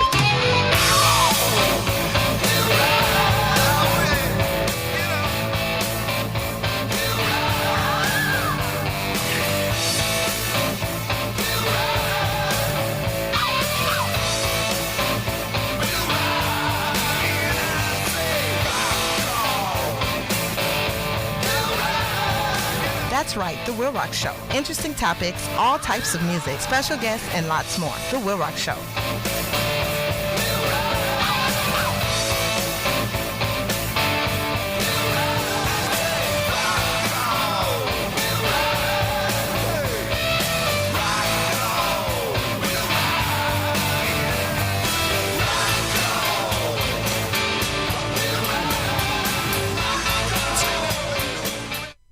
we so immature that we can't hear different opinions, even those we don't like, sits back in amazement, horrified, and make our own judgments on what's being said and the validity of it?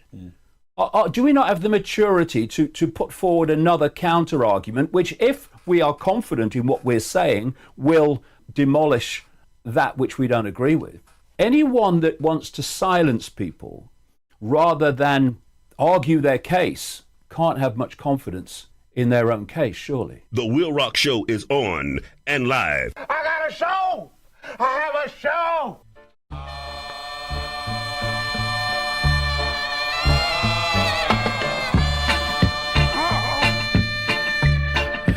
Oh, hey.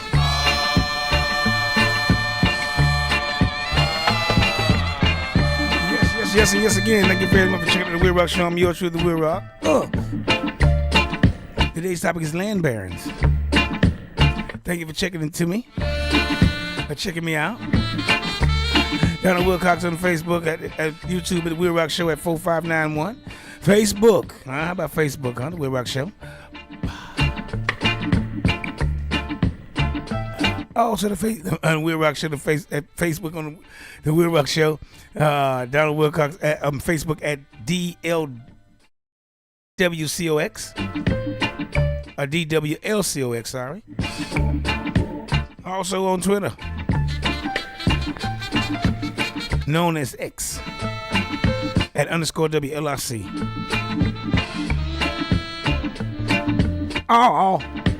And Twitch. Don't forget Twitch TV, the WILROC Show. Lord, excuse me, y'all. I have funk anxiety. It's really bad. Okay, today's topic is land barons. Give me another bump of that.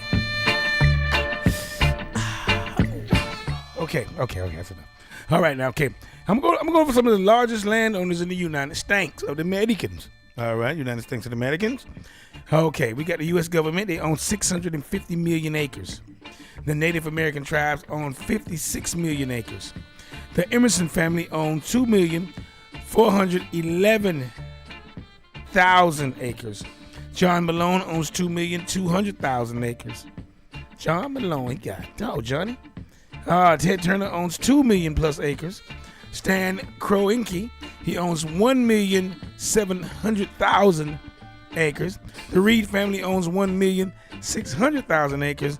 And the Irving family owns 1,300,000 acres. Now, the U.S. government, while many people may associate large land ownership with wealthy private individuals or families, the reality is that much of the land in the United States is owned by the federal and state governments. The largest landowner in the country is not a person or a family, but rather the United States government itself. The government owns a staggering, I said earlier, 650 million acres of land, which accounts for roughly 28% of all in the country, of all land in the country. This includes popular national parks such as Yellowstone, Yosemite, and the Grand Canyon. Yeah, they got all them pyramids down there with the Africans and with the Egyptians, the Americans set pyramids and all kind of stuff down there. Okay, they got to have that. What about the Native American tribes? The Native American tribes jointly holds an estimated 56 million acres of land in the United States, which is approximately 2.4% of the total U.S. land area. This land is mainly held in trust by the federal government for the tribes and is used for a variety of purposes, including cultural preservation, agriculture, and economic development. Okay, now the Emerson family.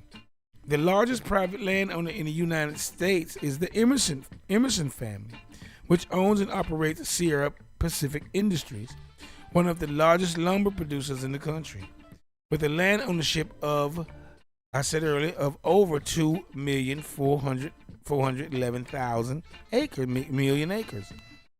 2,411,000 acres. Mainly timberland. Okay, that's timberland in California, Washington, and Oregon.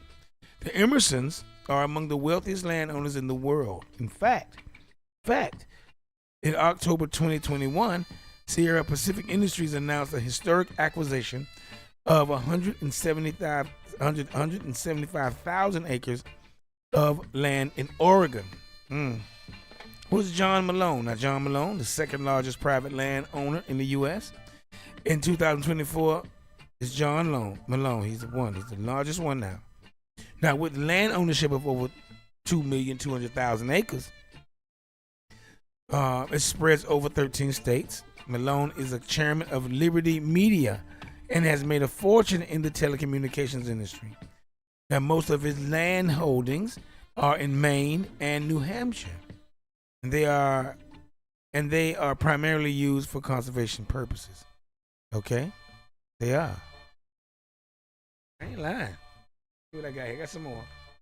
What I got going on here? Okay, Ted Turner. Okay, let me see. Ted Turner. I'm rounding up the top three largest private landowners in the country. He's a media mogul, Ted Turner, with his land ownership of over 2 million acres. Turner, or Teddy, is also known for his conservation efforts and has designated much of his land as protected wildlife habitats. His extensive real estate holdings also include ranch and farmland. His largest property is in Vermejo Park Ranch in New Mexico, which spans over 590,000 acres. All right? Wait a minute. Okay, let me see. Stan Kroenke is a real estate developer and sports team owner with approximately 1.7 million acres of land in the United States or the Americans. Okay? Okay. Let's see. All right, let me see here. Yeah, he owns 1.7 million acres of land in the United States of America, scattered through 7 states. His largest property is the W.T. Wagner Ranch in Texas, which spans over 534,000 acres. The Reed family, known for their business in manufacturing and retail, has an estimated land ownership of over 1.6 million acres. Most of their land is located in Nevada and California and is used primarily for timber. And I'm going over some of the largest landowners in America. And what about the Irving family? The Irving family of Canada also has significant land ownership in the United States, with an estimated 1.3 million acres of land in Canada. In Canada, the Irving family owns 1.9 million acres of land in Canada. They own a lot of land. Their holdings include property in Maine and New Brunswick, as well as ranches in Texas. Their land holdings are primarily composed of timberland, and the family contributes significantly to forestry initiatives in North America. The Irvin family plants approximately 20 million trees each year. Come on, Irvin, y'all, get on down. All right, now I'm gonna give some other notable names in land barony and land ownership here in the land, and I'm talking about all around here in America.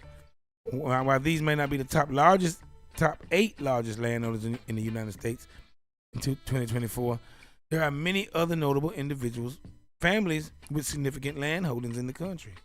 These include media mogul Rupert Murdoch, who owns approximately 833,000 acres of land. Bill Gates, 300,000 acres of farmland, making him one of the largest farmland owners in the U.S., stealing it. Jeff Bezos, he owns about 420,000 acres of land. Okay. Now, overall, large land ownership in the United States is a diverse mix of government ownership, private individuals and families, and corporations.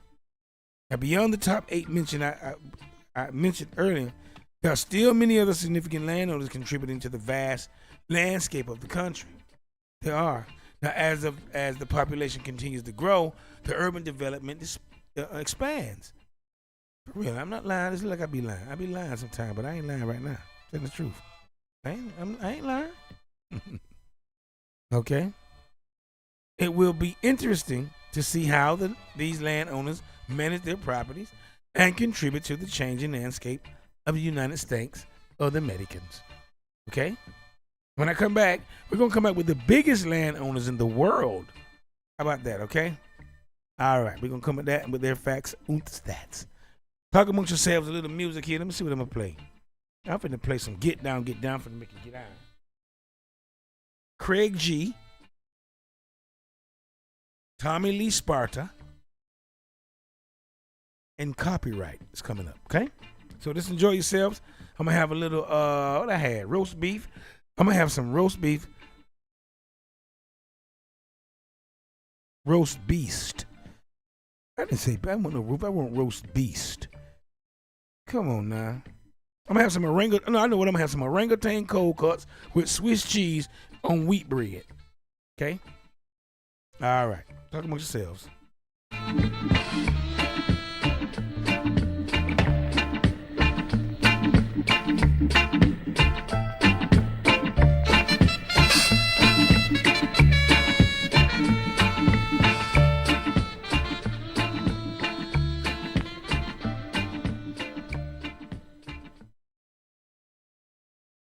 The WILROC Show is on and live. Well, here I am, ready and raring to go.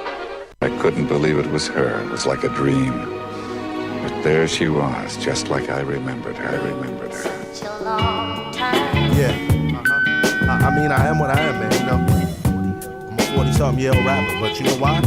Because I love this shit, man. I watched every facet of it, you know what I mean? I seen it grow from just in the party jams, all the way to records, all the way to superstardom, you know? For y'all don't know, let me explain y'all a little something. Let me tell you how it went down. Listen. Okay, set up the speakers, plug that amp in the light pole. Rope off the booth for them fellas that had a tight flow. I was 9 years old, amazed at the control the MC had over the crowd by making them say, oh! The Fantastic Five and the Cold Crush, they battled. And if you heard that tape, man, trust me, you really had to. Play it for any and everybody from your boombox. They huddle around your JVC like they say doo-wop. When Kumo D took out Busy B on the random, that tape was the equivalent to a loaded Phantom. And he really earth slammed him. That Bob Diddy Bob was completely dope. Before some C's routines were from the TV shows, man.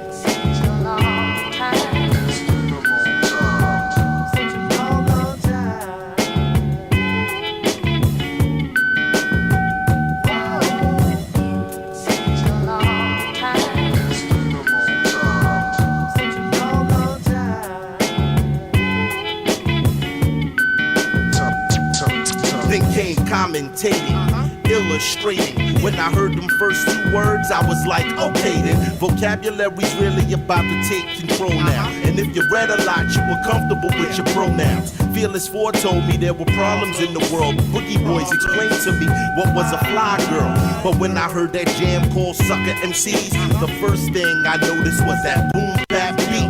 And one looked like my brother, DMC like my cousin. No costumes at all, man, none of the gear custom. Represented my taste, peasy head and still get paid. Live Aid 100,000, looking like they never shaved in their body.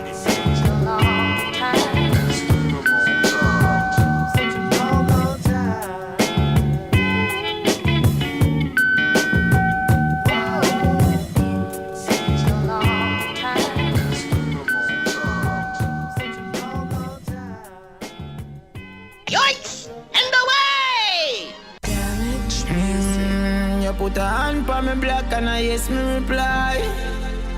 Me put me hand pa my chest and me head to the sky, yeah. Me woulda dead for one of my tongues.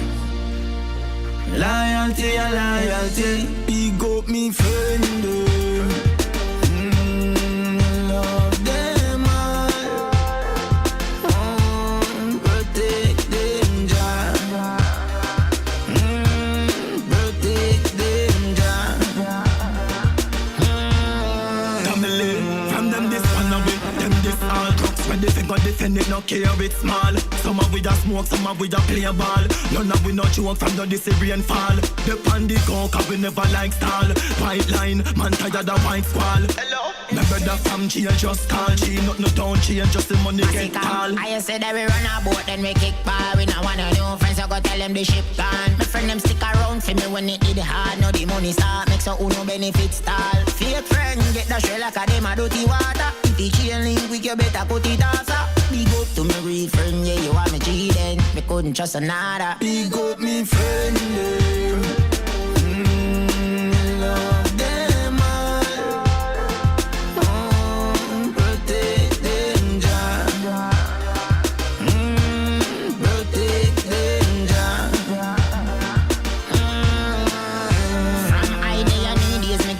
friend ya, real Jenna, real brother G them ya. So me prefer keep them a tree friend ya, and me better. Best to be clever. Man, I walk with the fire, chop but fair fight, please. And protect my friend them in the days like this. And who chop out them mother pain mine is. Where the high grade, where the trees are. No boy can style my friend them. If I'm right here them.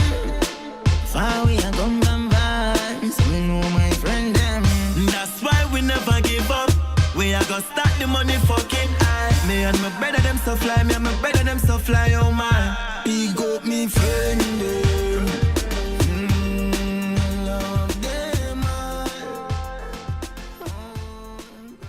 Slight pause whilst I adjust my accoutrements.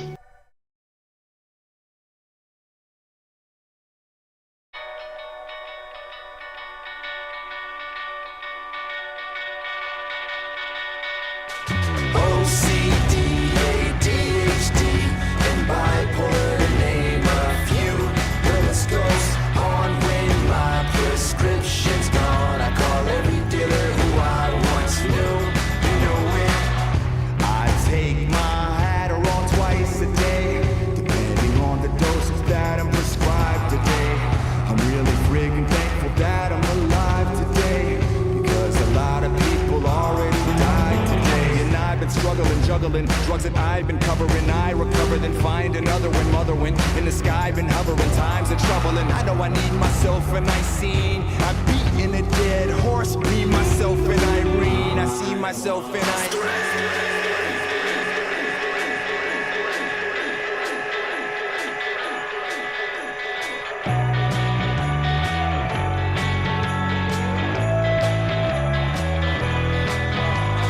OCD, ADHD, and bipolar to name a few. The list goes on when my prescription's gone. I call every dealer who I once knew. You know it. I take my Adderall, psych, I quit. Was up to 2 a day, but hey, I ain't like this microchip implants on my just my pants. I put it inside of a rifle clip. The psycho kid in class, liable to flip and spaz. 2 rifles in his hands. If they're dry, already cried today. Might as well give up, already tried today. I inhale piff up already night and day. And hey, if I died today, forever be right away.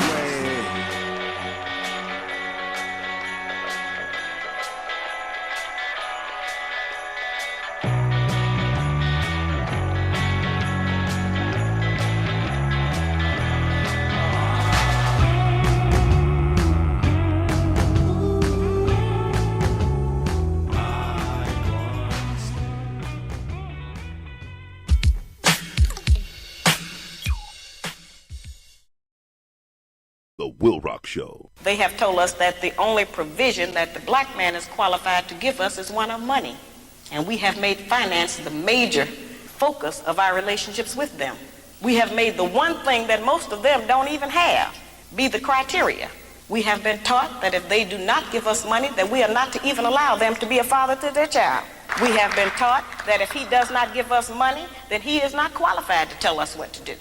We have been taught that if he does not give us money, that he doesn't have any rights in the home. It's whoever is making the money who has the rights. The black man provides more in a black home than just financial support. He provides direction, guidance, gratification, fulfillment, and discipline for our children. Those are the principles that are missing in our home today, which is why our children are savage in the streets. The WILROC Show. Only girls can be the mummies. Only boys can grow up and be the daddies. Yes, sir. Everybody's fancy. Everybody's fine. Your body's fancy, and so is mine. I think you're a special person, and I like your ins and outsides. Everybody's fancy. Everybody's fine. Your body's fancy, and so is mine. Can you sing that with me? Stanley, is this Stanley Johnson? Well, you know what it is. I'm calling to check on my money, nigga. Listen, when you skip your happy ass around there to get the money, you didn't say nothing. Now I ain't heard from you. I need my mother money, nigga. Look here. My money ain't serving me no purpose in your pocket. I need my money. Now, when you get your little check, separate my cheese. Give me my money. Okay? I need my money. Okay? I'll see you this afternoon. If you don't get me my money, I know something. Give me my money, Stanley. Talk to you the rest. The Will Rock Show is on. A vicious, ravenous brute with powerful jaws like a steel trap. Eats aardvarks, ants, bears, boars, cats, bats, dogs, hogs, elephants, antelopes, pheasants, ferrets, giraffes, gazelles. The Will Rock Show is on. Your eyes may shine, your teeth may grit. Did you know? Did you know a white tiger can only be born when both parents carry the gene for white coloring? Did you know? Did you know the most common rock on earth is basalt? Did you know? Did you know dolphins sleep with one eye open? The Will Rock Show. Gay people are getting married, folks. Yes. Nasty. Imagine that. Two women touching on each other's titty balls. Men, barbecue. I like you too, dog. Let's get married, man. It's crazy. That shit is gross. Oh, that wasn't a bit nice.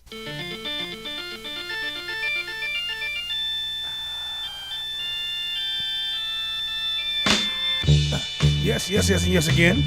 Thank you very much for checking out the Will Rock Show. I'm yours, truly, the Will Rock. I'm here, you're there, we're everywhere. Good night, good morning, good afternoon, wherever you may be on these small planet of ours. I want you guys also to get ready for a situational online on-air Bible study with Brother KP.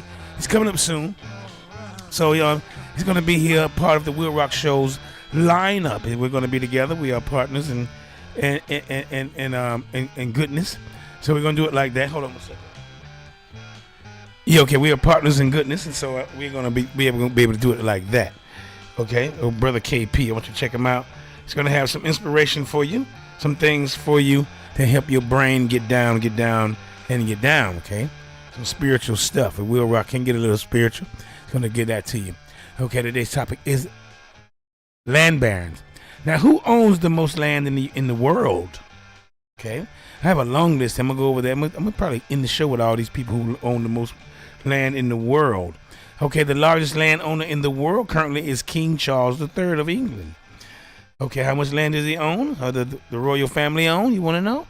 He and his British royal family owns over 6,600,000,000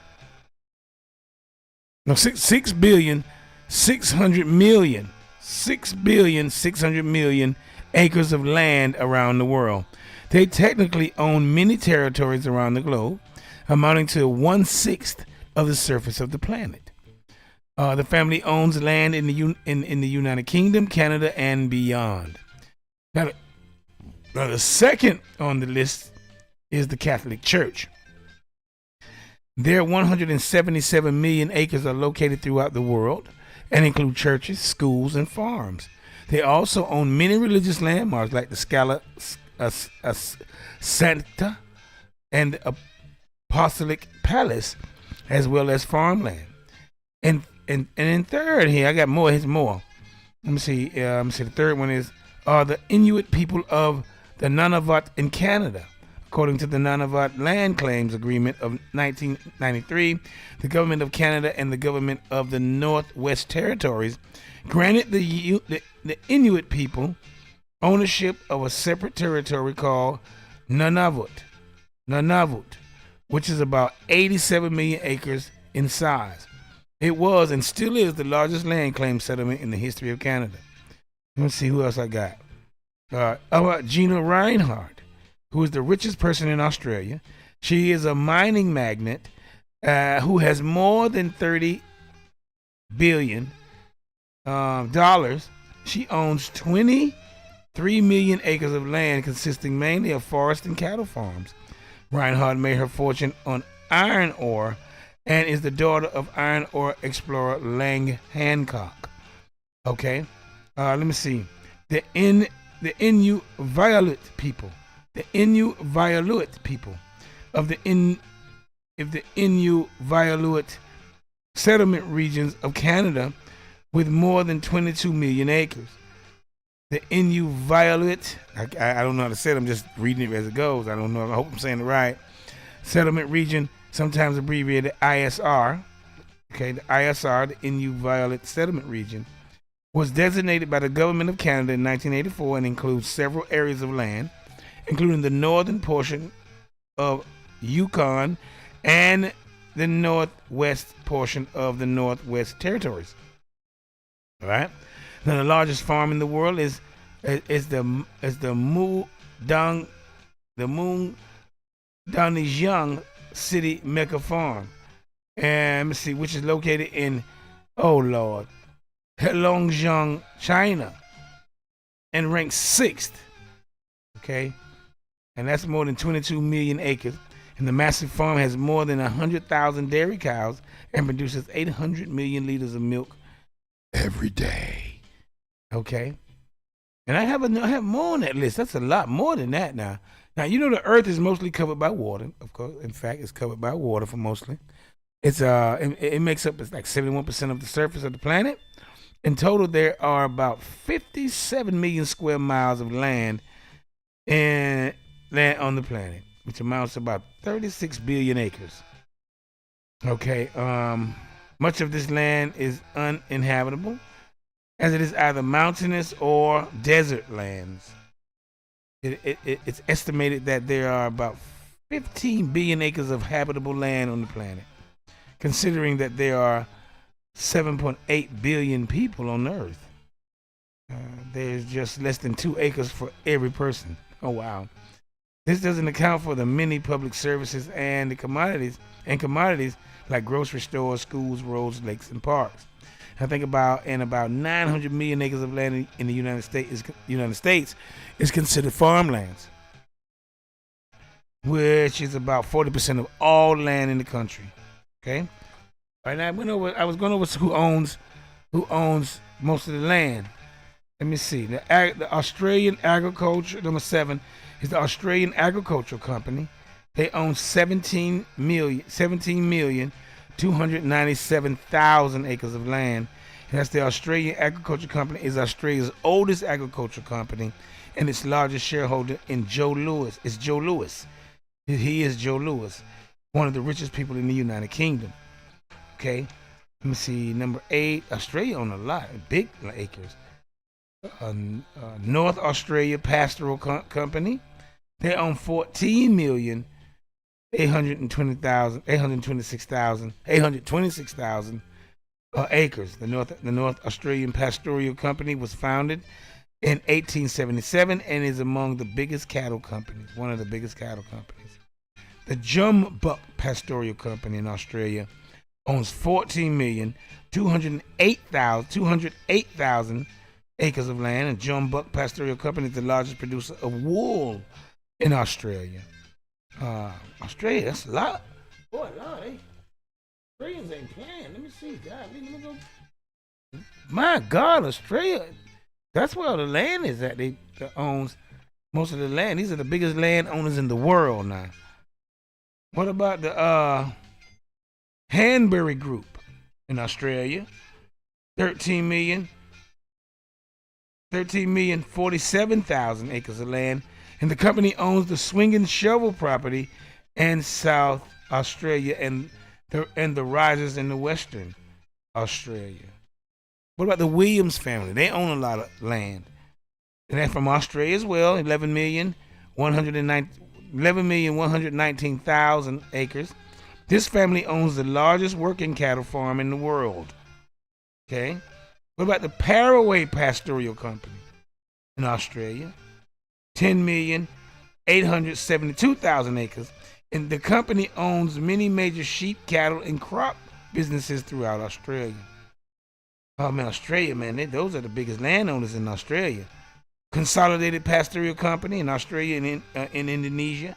8,895,000 acres of land, and this company is owned by Guy Hands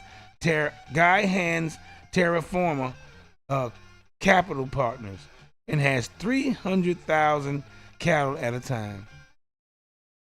I'm gonna come back with some more on who owns. I'm gonna go with one more. The McDonald family. It's in Australia. They own 8,302,000 acres of land. The McDonald family has been farming in Australia since the early 19th century. We got more.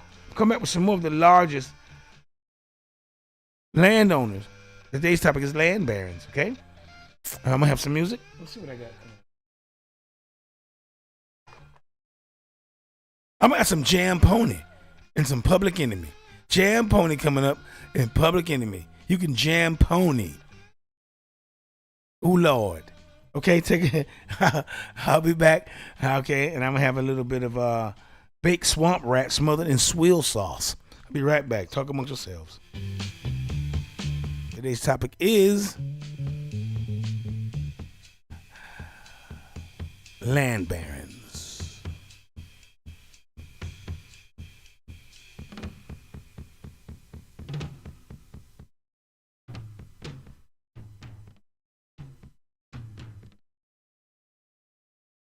And now... Hey, Rocky, watch me pull a rabbit out of my hat. See? Nothing up my sleeve. Presto! Wrong hat. Knock it in. And it won't stop now. It can't stop now. It don't stop now. It can't stop now. Big Big. Music in the bar. That was Big Big by Red Rock. Let's get it started. This party. Don't work that body. Lordy. It's how I go. My show. Hot stereo. Solo. Hump with it. Get it. One and only. Jam Pony. Right on. Let's ride. Let's ride.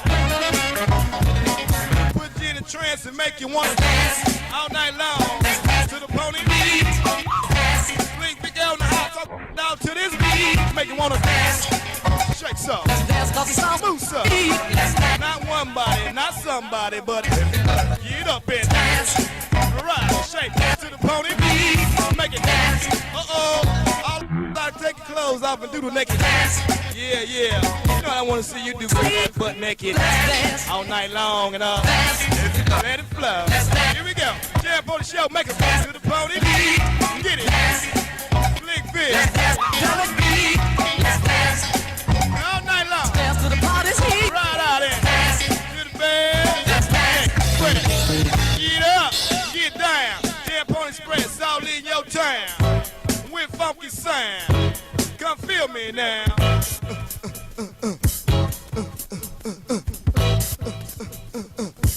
Right with it then. Sounds of the one and only Jam Pony Express. Slick, big, so fresh, so wild. Oh, child. Don't touch that dial.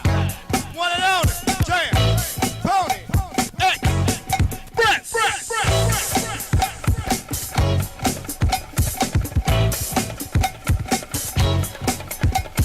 Dip to the left, dip to the right, dip, all night. Red and blind, bites are tied.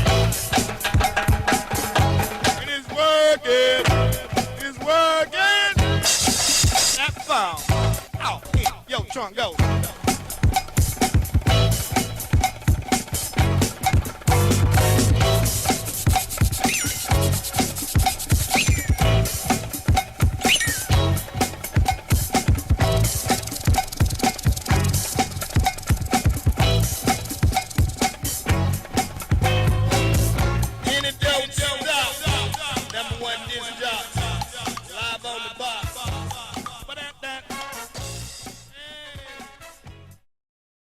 Me. There's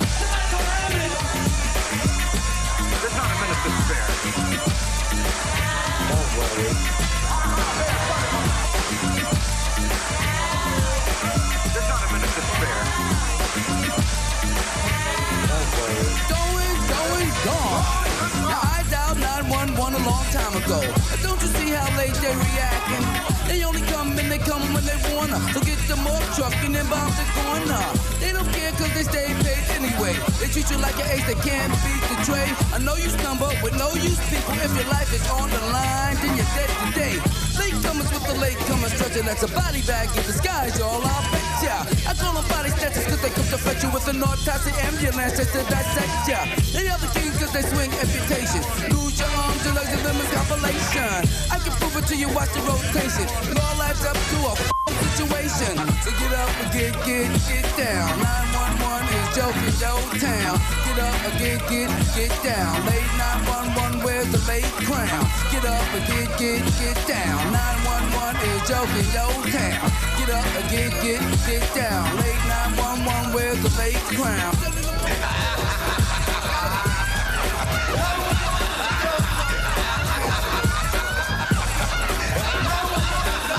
Every day they don't never come correct.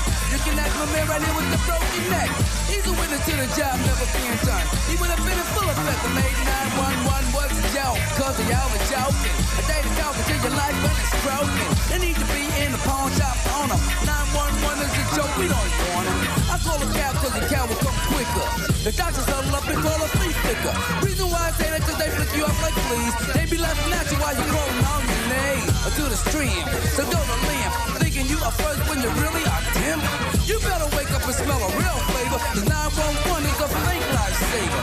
So get up and get down. 911 is joking your town. Get up and get down. Late 911, where's the late crown? Get up and get down. 911 is joking your town. Get up and get down. Late 911, where's the late crown?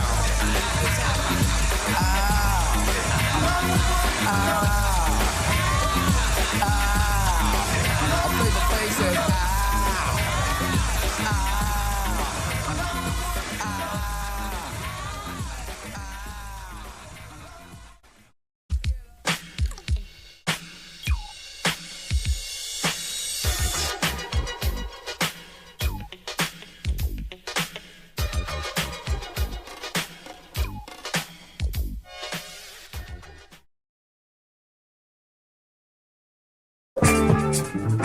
The WILROC Show is on. Yes. It is I. It is the WILROC. Sundays, 6 to 9 p.m. Now it's time for the man you've all been waiting for. That's right, The WILROC Show. Interesting topics, all types of music, special guests, and lots more. The WILROC Show. Swinging high and swinging low. I am here, you are there, we are everywhere. See ya. Wow. The WILROC Show is on and live. Next time you hear grown folks talking, shut the fuck up here. I came back to let you know this is the WILROC Show, and you can't let it go. Good manners make good first impressions.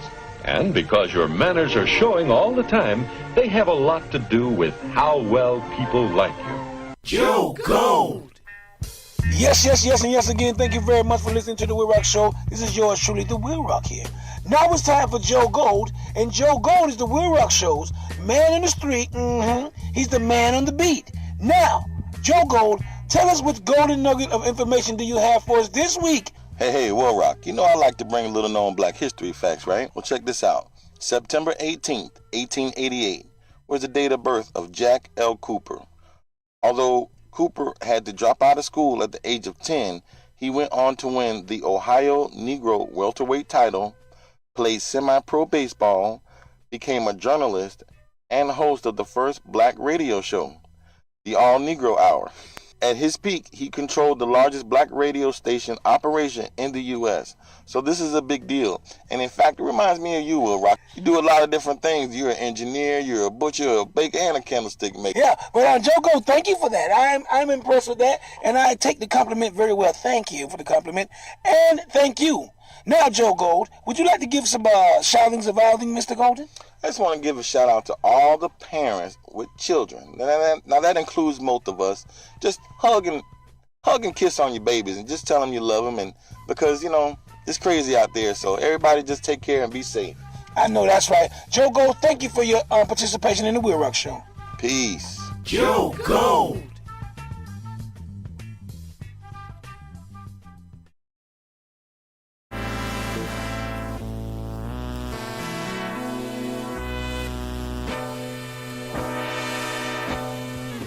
Listen to The Will Rock Show, bringing an eclectic approach, interesting topics, and all types of music, special guests, and a lot more. The Will Rock Show, Sundays 6 to 9 p.m.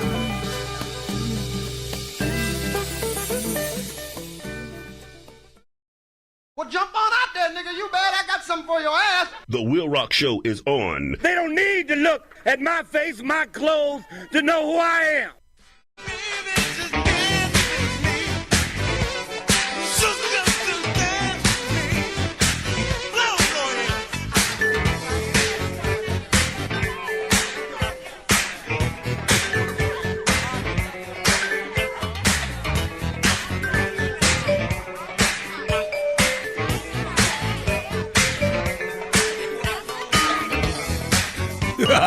That's beautiful. That's really beautiful. That really does something to me.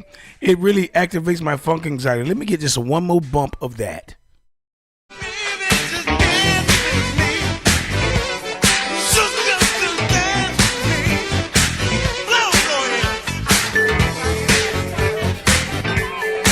Okay. Yes, again. Thank you very much for checking the Will Rock Show. Get down. Yeah, I'm yours to the Will Rock, baby.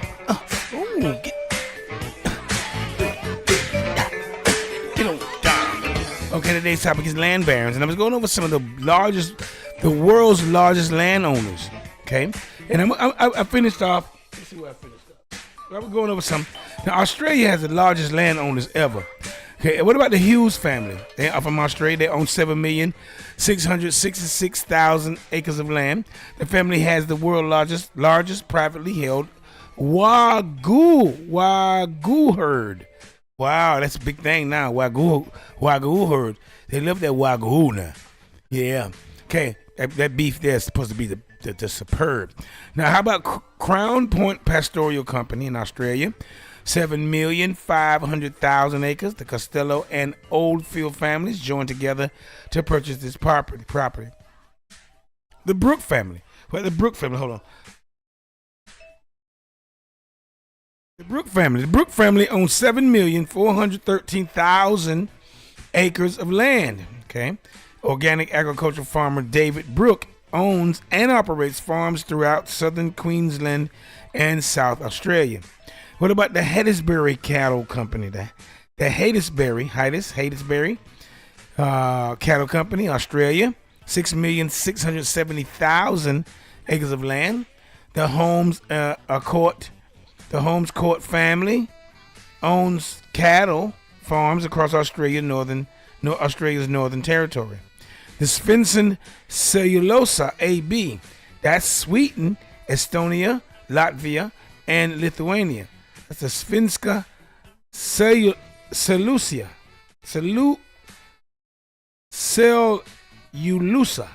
Okay, they own 6,400,000 acres of land. This group owns 6 million acres of forest in the northern Sweden, amounting to 6% of Sweden's surface area. Wow. What about Brett Blundy of Australia? He owns 5,930,000 acres of land. And Brett Blundy, it's so easy. Brett Blundy, who owns BB Retail Capital and BBRC, has amassed many acres of cattle farm property through the years. Australians own everything. The Muturu Pastoral Company. The Muturu. It's in Australia, 5,189,000 acres. The Morgan and Wells family owns this land, which includes 5 cattle farms. The Hewitt family. One of the largest owners of land, in today's topic is land barons. The Hewitt family is out of Australia. They own 5,065,000 acres, and the Morgan and the Hewitt family owns more than a dozen holdings in Queensland, New South Wales, and the Northern Territory, Australia. Now, what about the Mundy Group? The Mundy Group, Russia and South Africa. They own 5 billion acres of land. The group is one of the biggest packaging and paper companies in the world and has production sites in more than 30 countries. Well, okay. I'm going over the largest landowners here. Today's topic is land barons, and here are the largest landowners in the world. Andrew Twiggy Forrest out of Australia, 4,779,000 acres. Forrest is one of Australia's richest people, owns 16 properties in numerous parts of Australia, including a 2.7 million acre Norituma property in the Northern Territory. What about Cleveland Agriculture? Cleveland Agriculture is out of Australia. They own 4,738,000 acres. And Cleveland Agriculture, owned by Malcolm Harris and his family, owns several cattle farms around Australia. Okay? Wait a minute. Let's do this here. Hold up.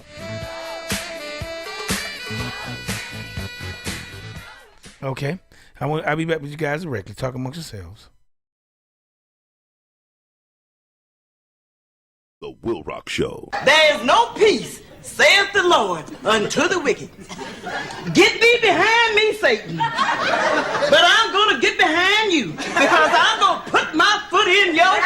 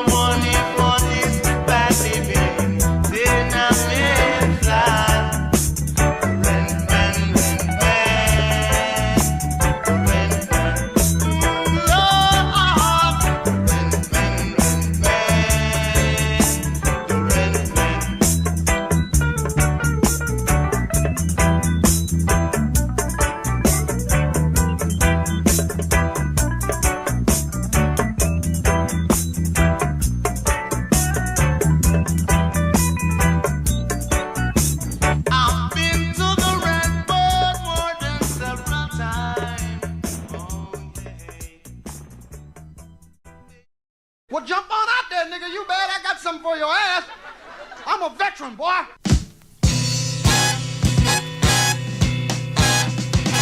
I'm the black boy from the ghetto. I'm the black boy from the ghetto. Yeah, listen to me. I know what it means to have to walk into the back door. Lord have mercy.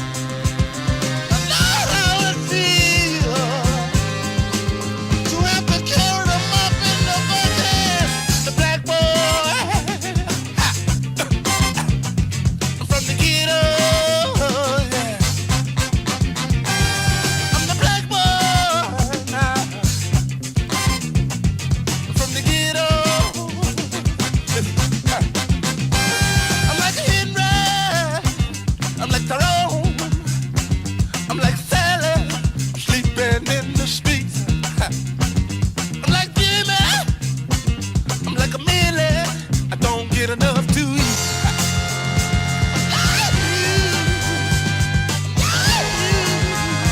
I'm like the black boy from the ghetto. I'm the black boy from the ghetto. Yeah. Listen. I know what it means to be called a black fool. Lord have mercy. And I know how it feels to have run over shoes. I'm the black boy from the ghetto. Yeah. I'm the black boy from the ghetto.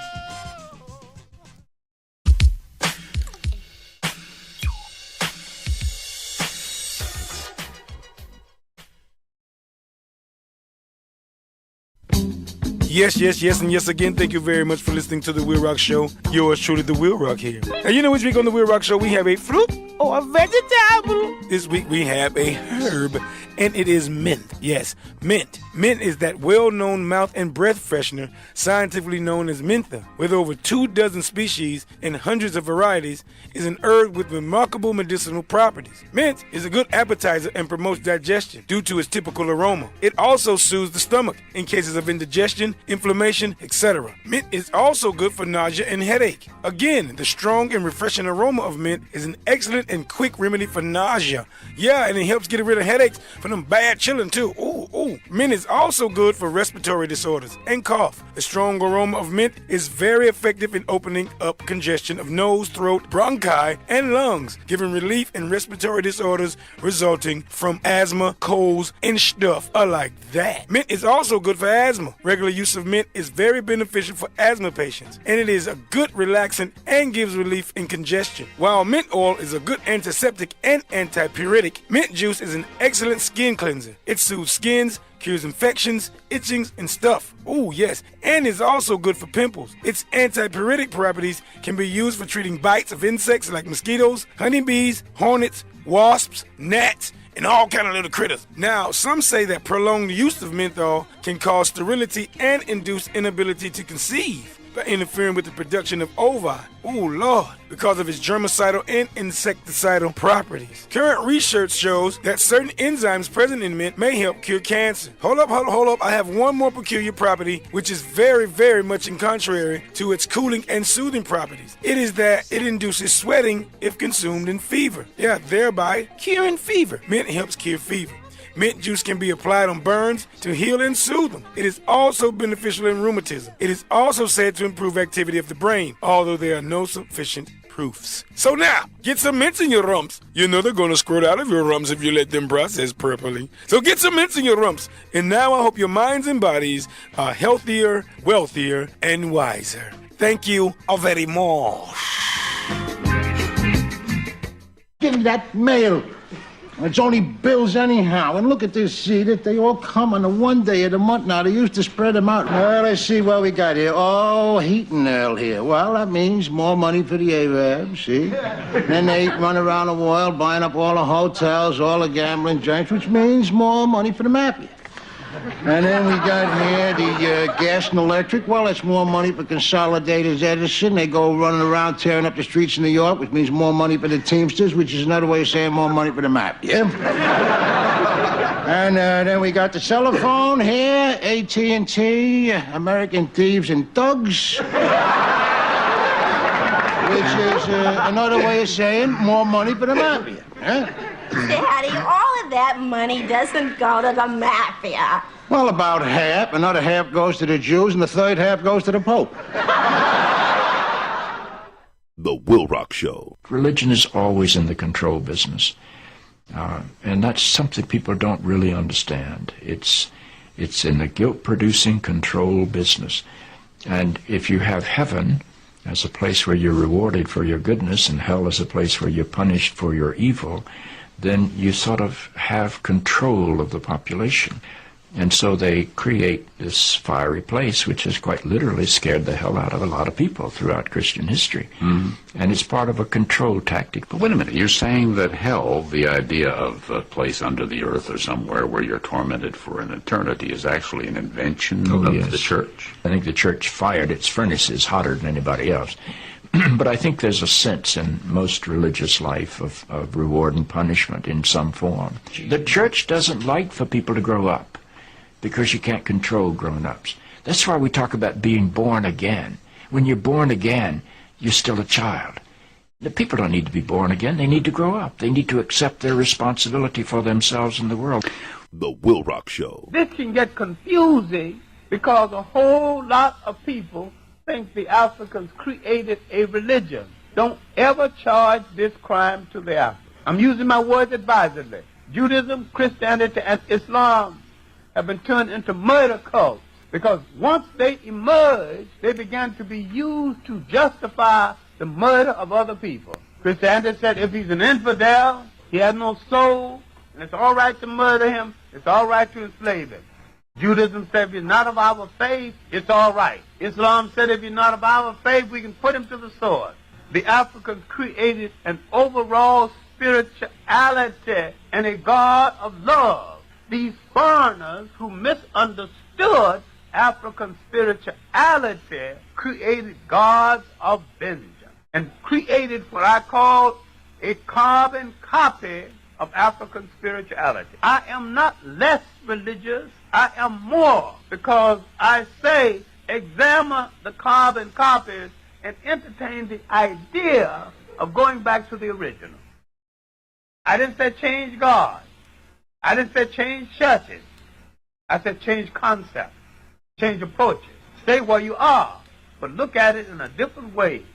Because the Africans created an overall spirituality where all life was under God, was a manifestation of God. And he did not have a weekend religion. He had a religion that was operational on his life every single day of the week. He did not have to build a temple with a whole massive space for praying because he could pray anywhere. Akhenaten, who is accused of giving the world monotheism, and that's not true, and the Jews who said they gave the world monotheism, and that's not true. Monotheism, the concept of the oneness of God, was here all along. Akhenaten never said he gave the world monotheism. All Akhenaten did was to deal with the corrupt priesthood of his day that was restricting the movement of people based on the fact that if you go in a certain area, you're not under protection of God. Because I'm the one that controls the message of God. All Akhenaten said that God was omnipresent. God was omnipotent. God was everywhere. God was in the wind. If you want to pray, pray to the wind. God was in the tree. God was in a lowly cockroach. But most important, God was in you. You look inside of yourself. The WILROC Show. You don't know nothing about Lady Liberty standing there in the harbor with her torch on high, screaming out to all the nations of the world. Send me your poor, your deadbeats, your filthy. And all the nations sent them in here. They come swarming in like ants. Your Spanish PRs from the Caribou and there. Your Japs, your Chinamen, your Crouch and your Hebes. And they're all free to live in their own separate sections where they feel safe. And they bust your head if you go in there. That's what makes America great, buddy. The WILROC Show. Look no further, for I am he for whomst thou seekest. To enjoy prosperity than to live in ignorance and darkness? Why select the worst out of nature? Nature never gave pain, suffering, and death to the world. It was man himself who selected death, pain, and sorrow. I wonder if I cannot inspire you to select between good and evil. Let me impress upon you once again that whatsoever your hardships may be, whatsoever your difficulties in life, they are your own selection. And so if you encourage them, if you husband them and take them to your bosom, they will abide with you. Nature will not take them away from you as Mother Nature did not give them to you. She is not responsible for your sorrows. Mother Nature represents all that is beautiful. She gave you the highest personality in the realm divine. Your sorrows are your own. If you want joy, if you want sunshine, it is before you abundantly in nature. I made a selection of sunshine, the beautiful sunshine. I made a selection to laugh at the moon, to laugh at the stars, and sing with the birds of the forest and of the wilderness, to join in the rhythmic music of the winds that sing from east to west and from north to south. Had I selected sorrow, I would have been dead a long time ago, and been without that which would send me into the presence of the divine, because I would have lived not with the knowledge that is divine. We must acquire the higher knowledge of life. Black men and black women, will you get the knowledge that the white man has that causes him to be leaders and masters in the world?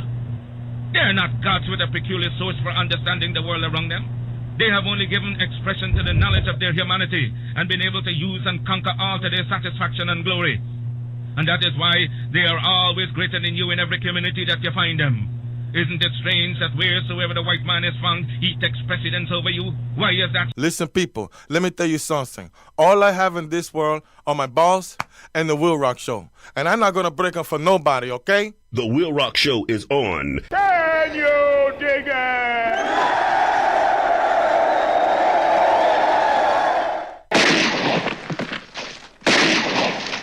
What in the wide, wide world of sports is going on here? We're talking about the life of a human being, how they live. Dear Lord Baby Jesus, we also thank you for The WILROC Show. We hope that you can use your Baby Jesus powers to heal him and this horrible leg. And it smells terrible, and the dogs are always bothering with it. The WILROC Show. Now, this is what I call a good time, baby. I'm having the time of my motherfucking life. Did you know the 20th President of the United States, James Garfield, could write Greek with one hand and Latin with the other hand at the same time? Did you know? Did you know 2/3 of Canadians live in Quebec and Ontario? Did you know? Did you know Texas is the only state that is allowed to fly its flag at the same height as the U.S. flag? The WILROC Show. I'm not seeking for the loyalty of any Negro, but I am seeking for Negroes to learn how to be loyal to themselves. And when the Negro learns how to be loyal to himself, our problem is pretty well solved. The WILROC Show. We have sons who are, by not having a father in the home, they don't know how to respect women. They take on the black female emotionalism. They become bitchy. They're doubtful. They're indecisive. They can't make a decision. They don't know what to do about being a man because we can't teach them that. We don't have that knowledge. We have daughters who grow up in a home where they don't see any affection, where there's no man there. They go out into the world and try to mate. They don't have no idea how to be no woman to no man, how to function in a house with a man, because they haven't seen it. Most of our children, just like us, get all the information we have about how you be with a mate off television.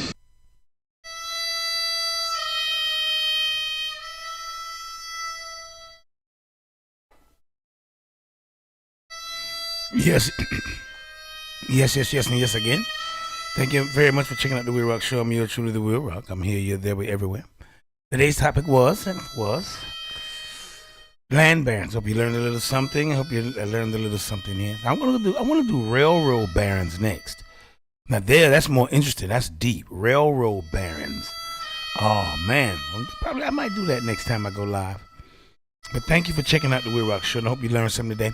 I hope you got. Now I want to say one thing about this. What's going on politically out here in the world.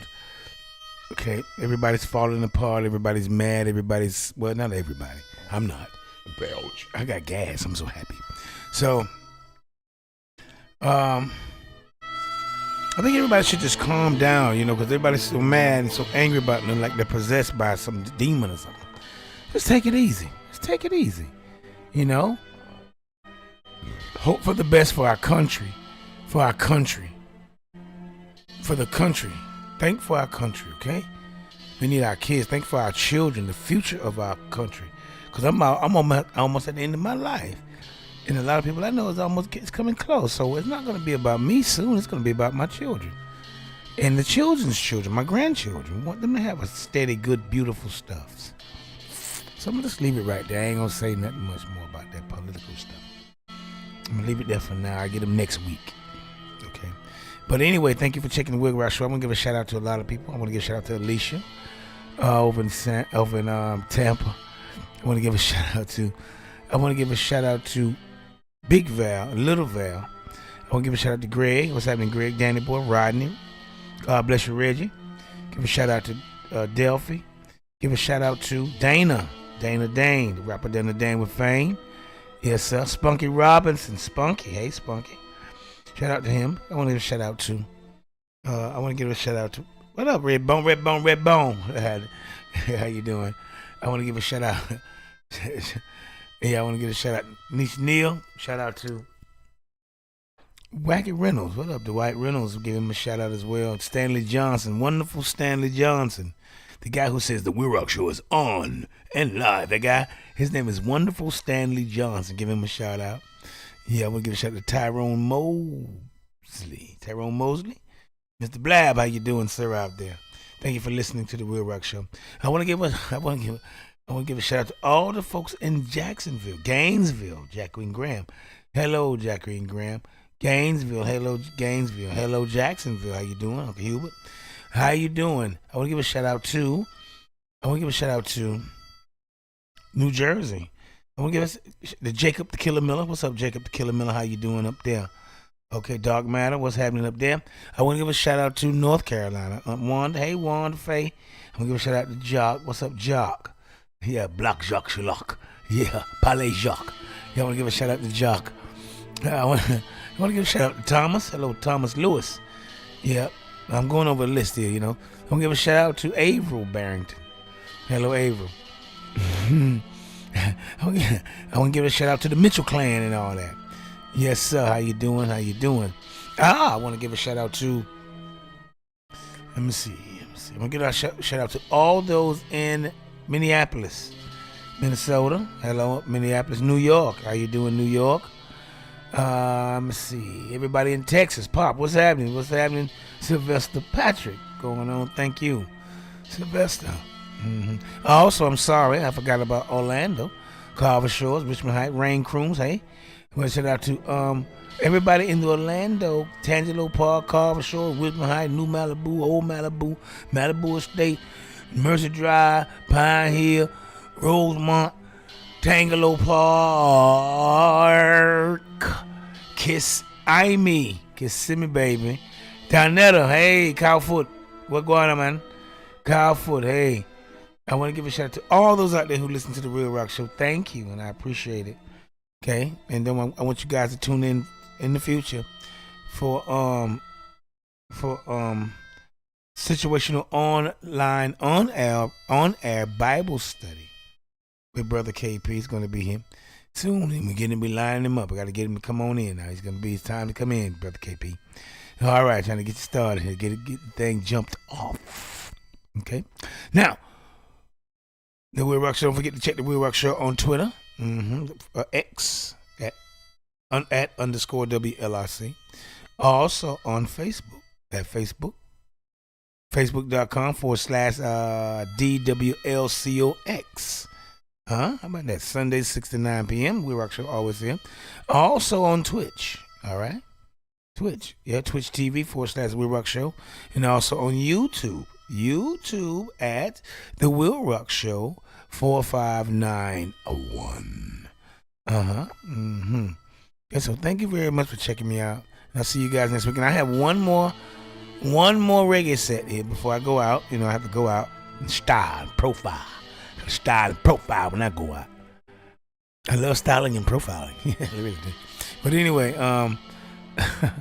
I'm going to go out some style and profile. I'll see you guys directly, okay? All right, talk amongst yourselves. Thank you. I'll see you guys next. Thank you very much. I'll see you guys next week. I'm going to have one more reggae set, so take it easy. Relax. Don't want you to skunk it and do it. Move up your body here. All right.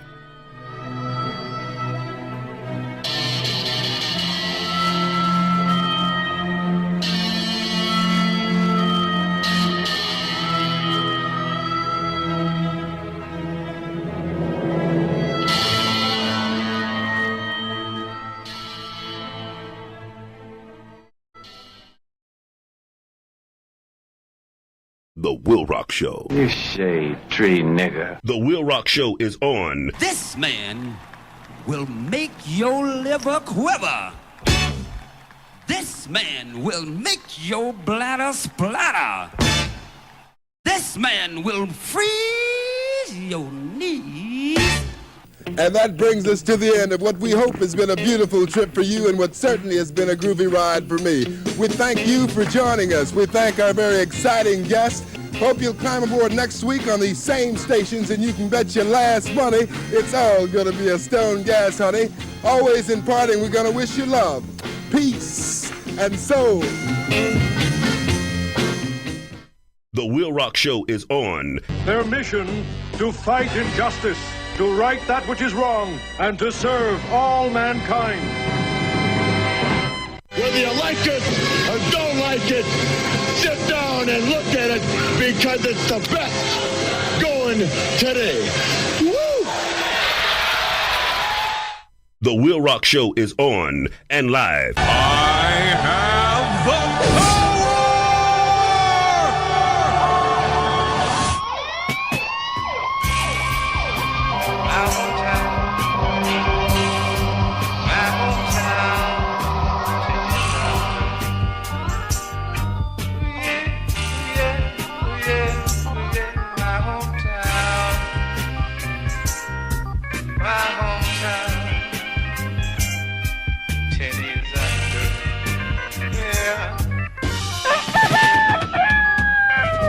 The same old jungle, the dust blows by the same old way.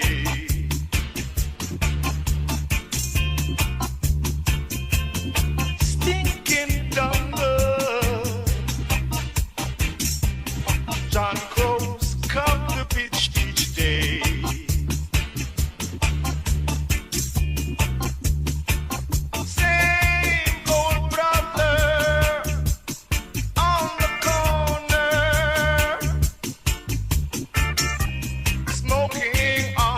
Same old split. Begging brother, lend I a hand before I fall off this cliff. And the ghetto stays in the mind, right where it's been all the time. Ghetto stays in the mind. It's been all the time. Same old sister, breeding just the same old way. Yeah. For the quitter, he can hold a job for a day.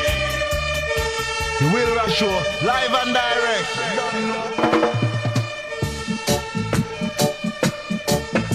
Glory, dominion, power, majesty, be unto the most wise God of creation. Jah Rastafari.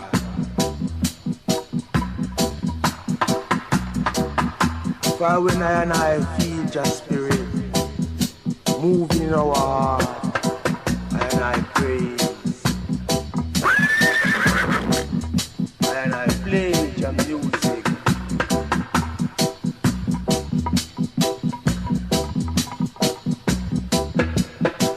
And I on the ocean sailing, praising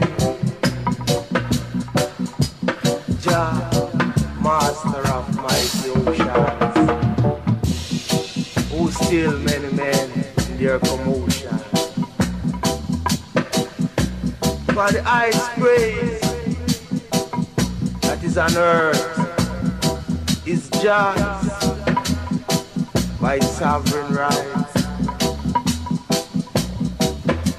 Now I praise the dreadlocks from the God of creation. Jah Rastafari.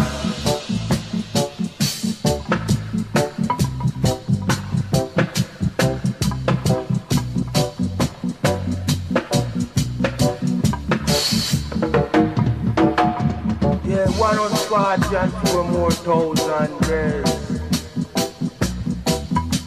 Praising Jah. Praising Jah, for our God is God.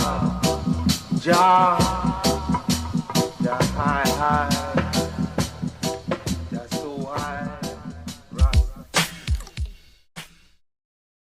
Come one, come all. Check out The Will Rock Show. Sundays 6 to 9 p.m. on Facebook Live, The Will Rock Show, and on Twitter @_WLRC. Streaming online at crrradio.com and also on Twitch, on YouTube, Instagram, Periscope @_WLRC. That's The Will Rock Show, bringing an eclectic approach, interesting topics, all types of music, special guests, and a lot more.